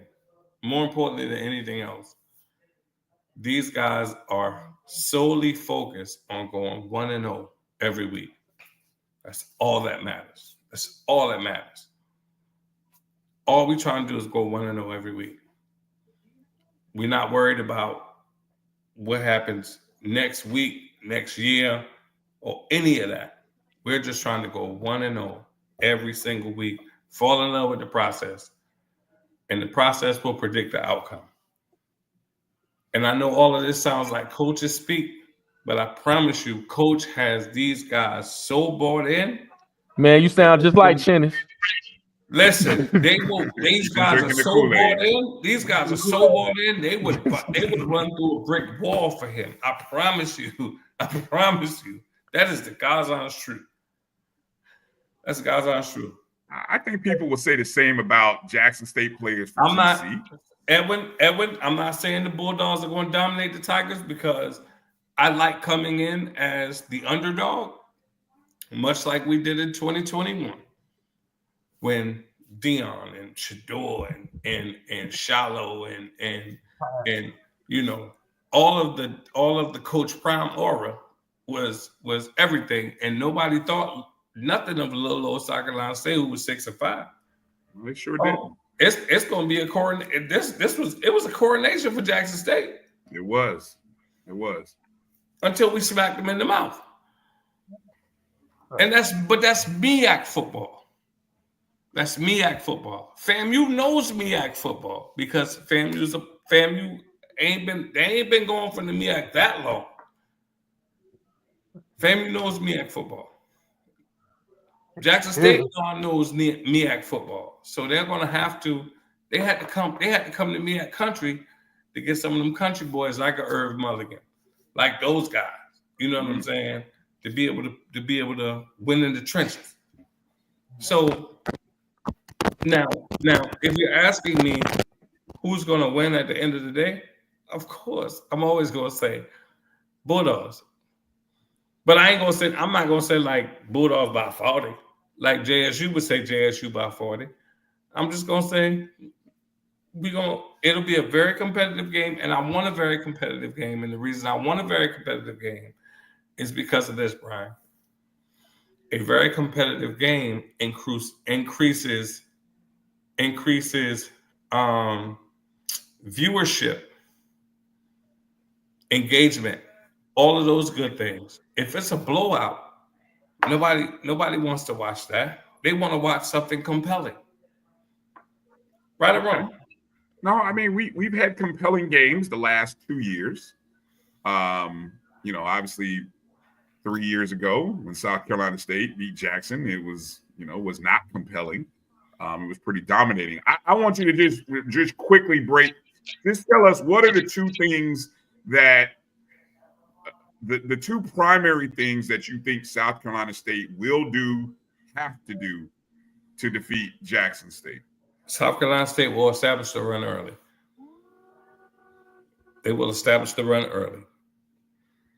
They have a combination of thunder and lightning with DeAndre Duhart, KZ Adams, and Tyler Smith. They have a 3 They're loaded at the running back position. At the receiver position, we might have the deepest wide receiver core in all of HBCU football. Mm-hmm. And Caden High, Enaj Carter, and Justin Smith Brown. Seriously. And I'm not even adding my tight end yet, Keyshawn Tone. I'm not even adding him yet. So it's going to be a pick your poison type of deal.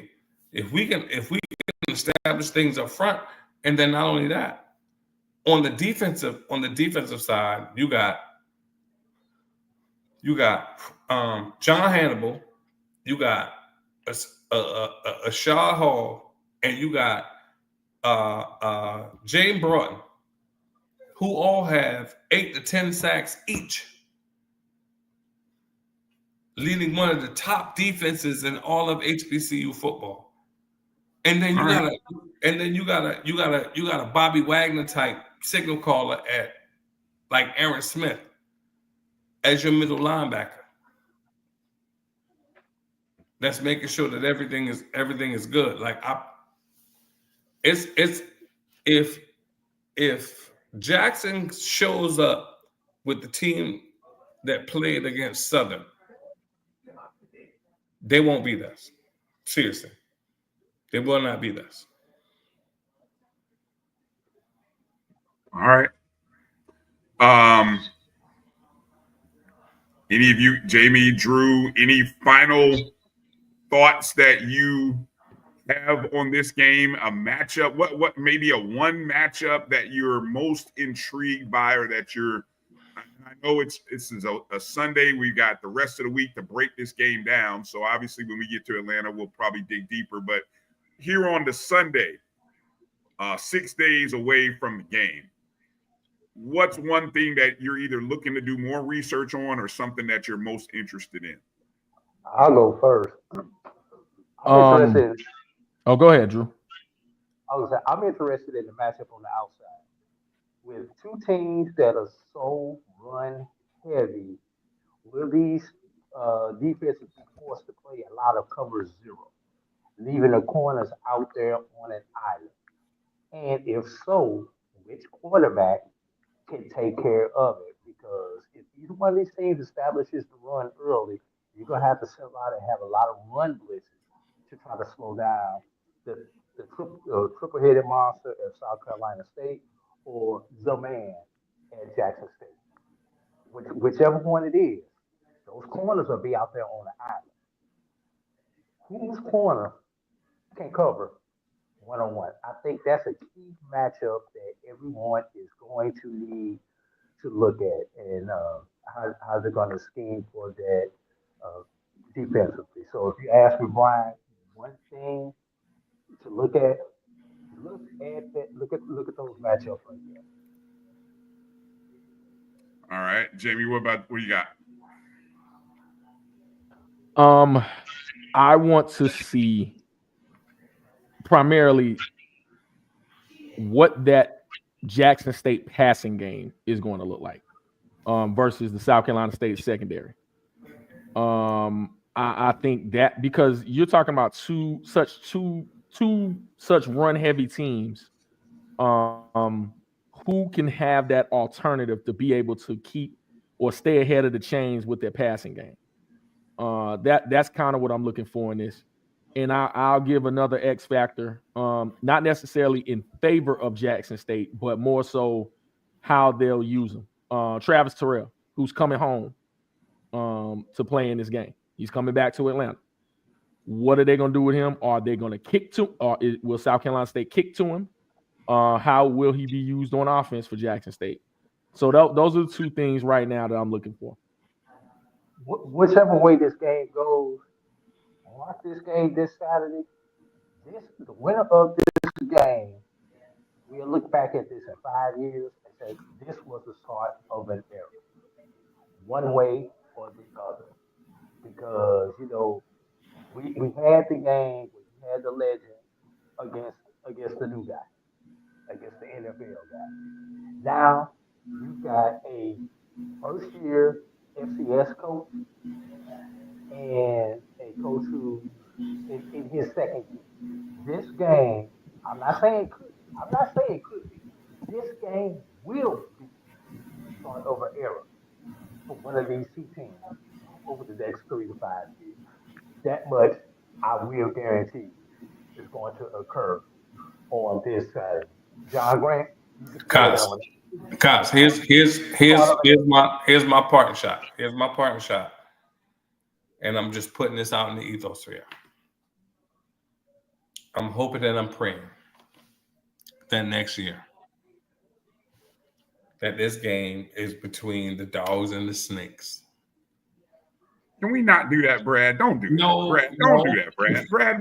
I don't know because see, I don't want people to think that I'm not here to talk about Jackson State. I'm here to talk about Jackson State versus South Carolina State. Listen, we already did that. We already did that. Talk about all I said was next year. I said next year.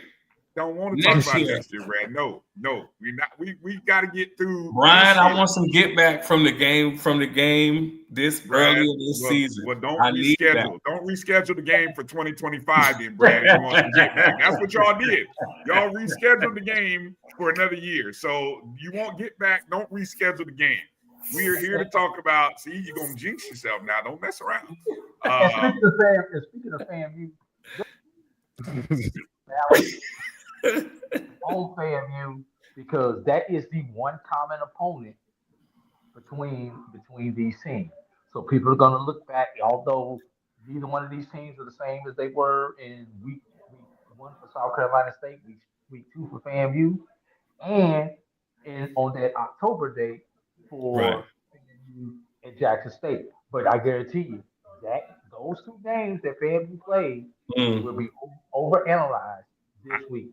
Now, Drew and Jamie, and I'm only asking Drew and Jamie. I'm not asking Brian. I'm asking Drew and Jamie. Neutral site game tomorrow. South Carolina State play FAMU. Who you got? Oh my God, Brad, you're killing me. Oh, it's no doubt. South Carolina State. Okay. I can answer that honestly because it's not Wednesday night.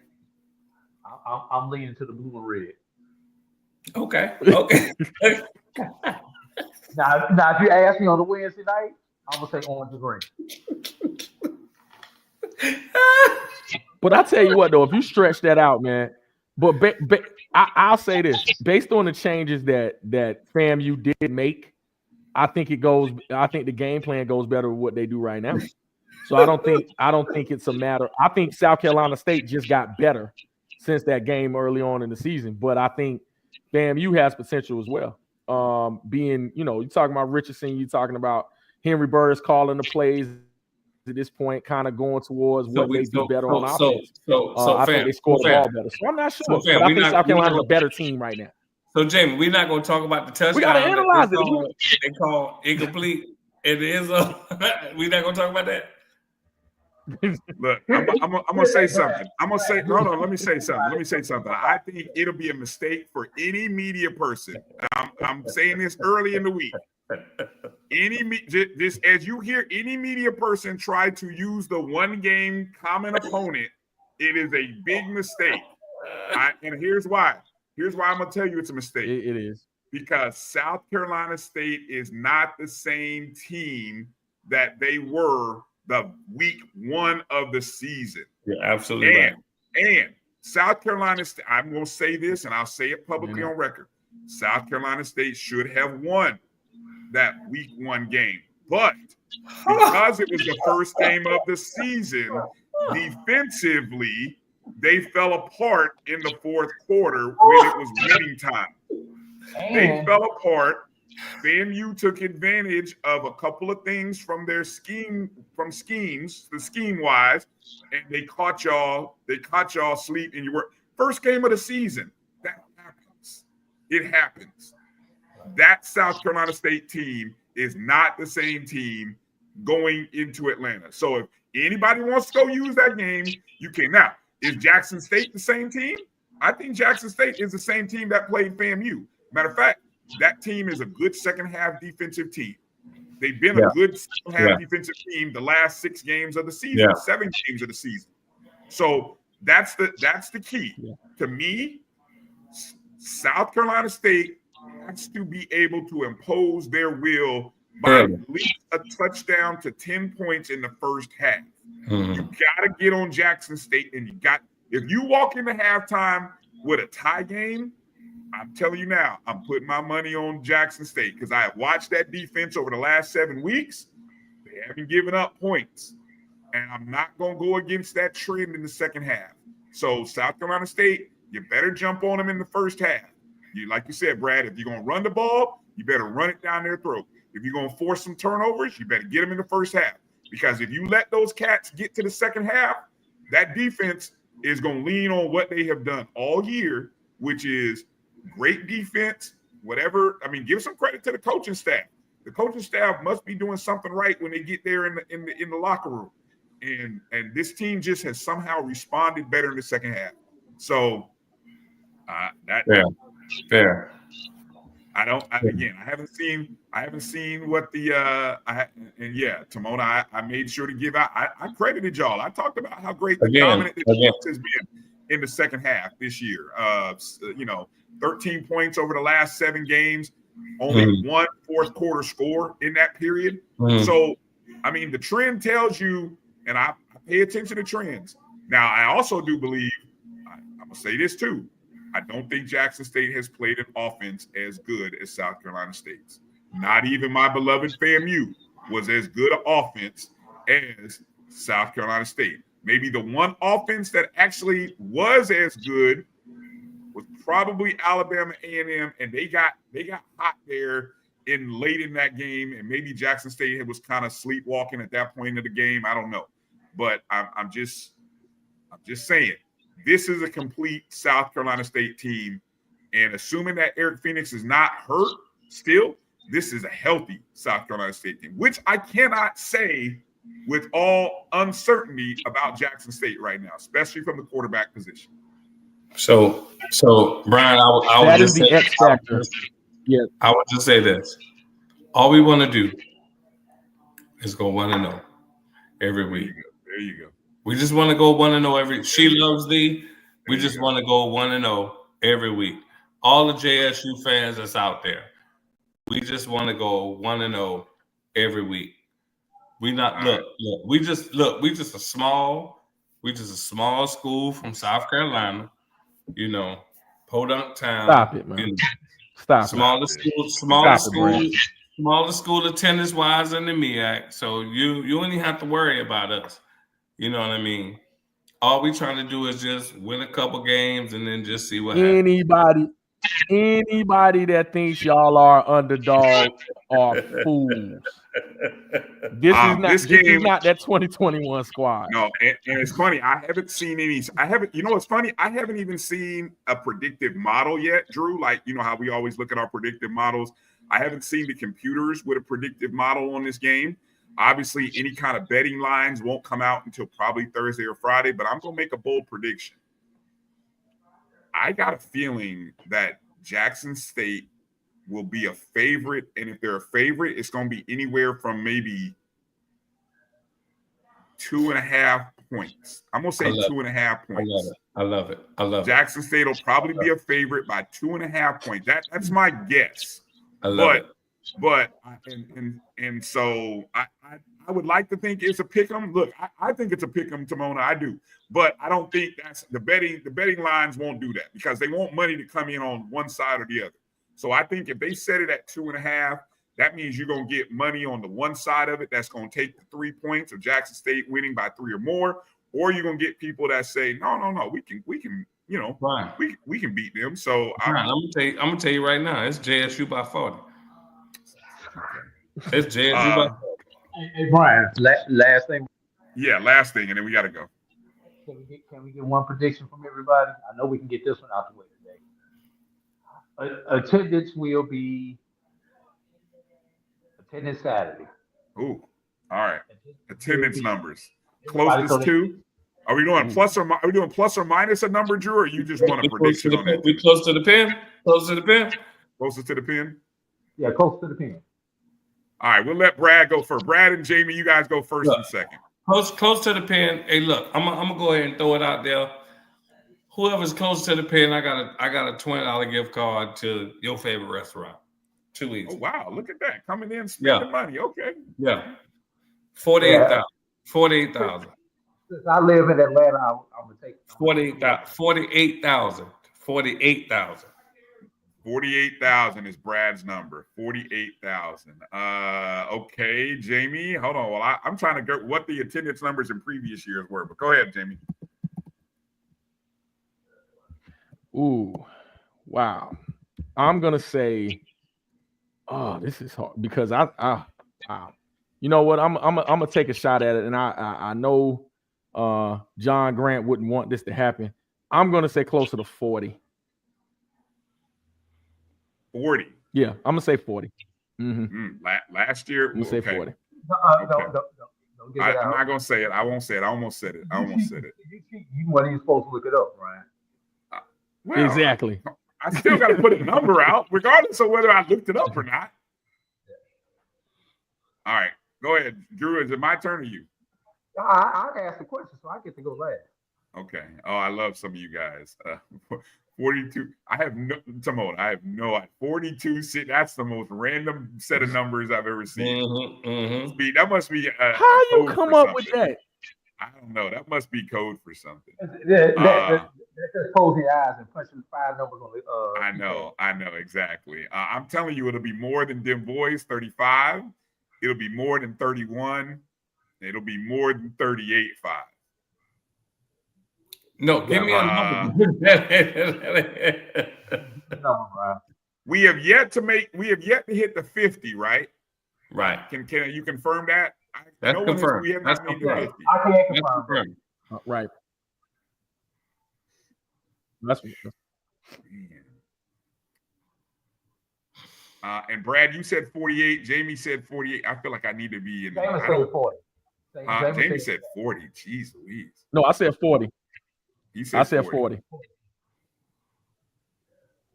Man, I don't know. That Jackson State crowd the other day kind of really took the sale out. I don't know. They got me worried. Because they were saving their money for Saturday. I hope. I'm gonna go over Brad. I'm gonna say 50. I think this is the year we hit 50. Maybe like barely like 50, like 50 to 50 or something. But I think this is the year it hits 50. This is the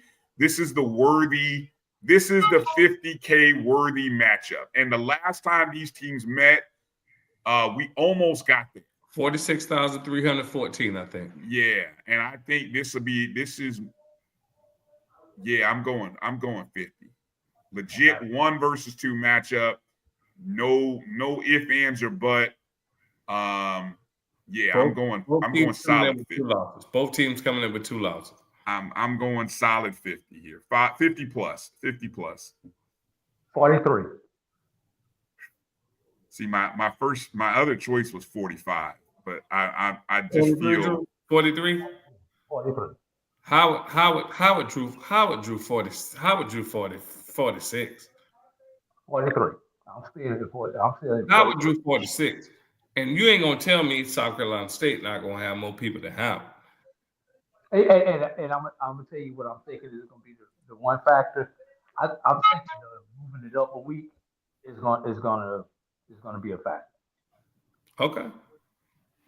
All right. I'm just telling you, South Carolina ain't but 3 hours from Atlanta. I made that ride, I know. I don't know. Them boys are saying the soccer configuration taps out at 43,000, but no, I don't. That's not in effect at this, is it? No. I mean, yeah. They got the upper curtains like they do for soccer, but it's right.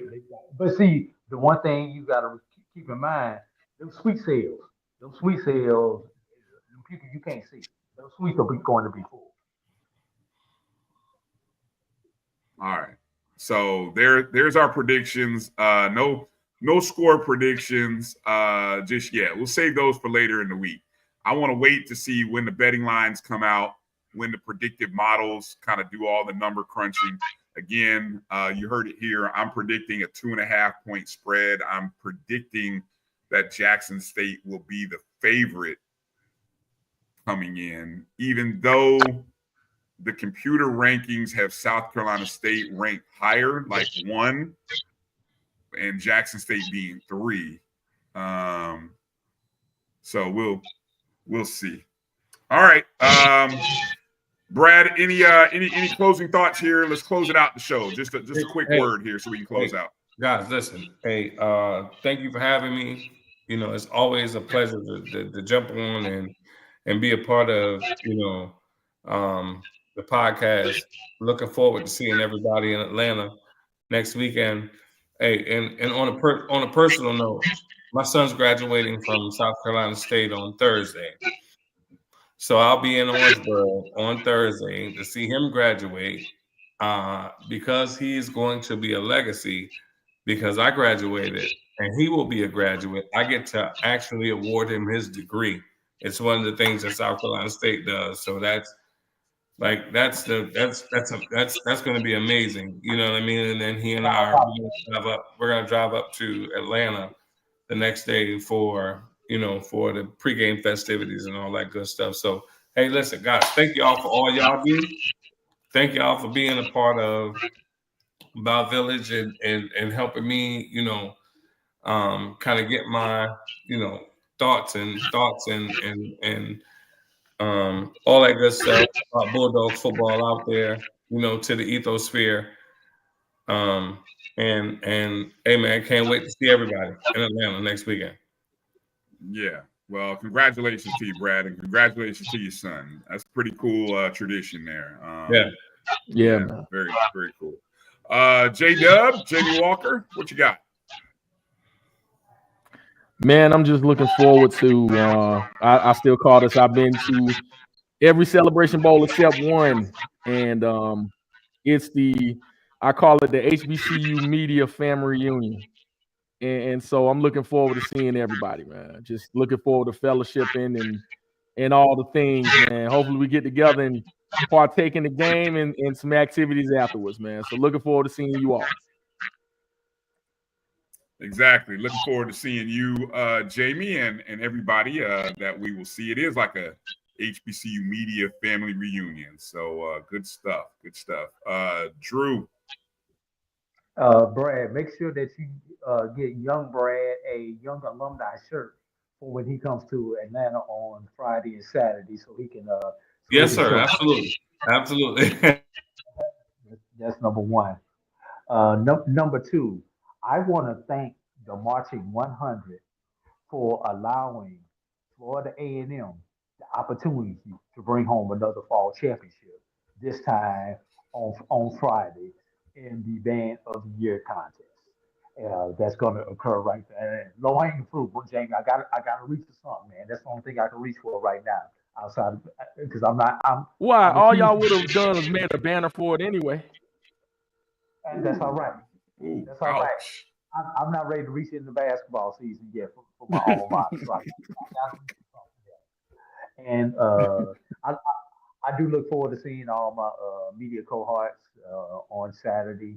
And, I'm looking for the start of an era. I say once again, Saturday is going to be the start of a new era in HBCU football, one way or the other. Well said. I'll close by saying congratulations to Virginia Union on a great season. I know we didn't get a chance to talk about it much, but the Panthers ended up losing in the regional semifinals to number 1 seed and number 1 ranked Valdosta State on Saturday, but it still was a historic season. If I had it, I do have a vote. I will probably vote Virginia Union number 1 as the mid-major non-D1 Black College National Champion. Well-deserving. I hope Jada Byers did enough through the season to win the Harlan Hill Trophy. He went over 2,000 yards for the season on Saturday and went over 6,000 for his career also on Saturday. Great. Thank you for that ad. A future NFL player. And I hope somebody recognizes that and gives him an opportunity at the next level. What a fun time to be a football fan And regardless of whether your team, is that yours, Drew? Whose feedback is that? Whoever, I'm trying to remember where my thoughts are. Hit mute for a second, Drew. I don't know if that's your feedback or me. Wherever you are from, if you are part of this HBCU sporting diaspora and you're in or near the Atlanta area, you have to come up to Atlanta. It's like the Super Bowl. It really is. Yeah. And I know we don't have 2 weeks in between this year, but it still is great. Wear your gear, wear your nail, represent your school. Because that's what it's going to be like. It's like the Super Bowl. It really is. Last year was the first time I went. Loved it. It was so cool to see, and I hope for great weather in Atlanta, or at least comfortable, cool. It can be cool, but let me cool. Don't be freezing. No freezing or ice freezing, nothing like that. No rain.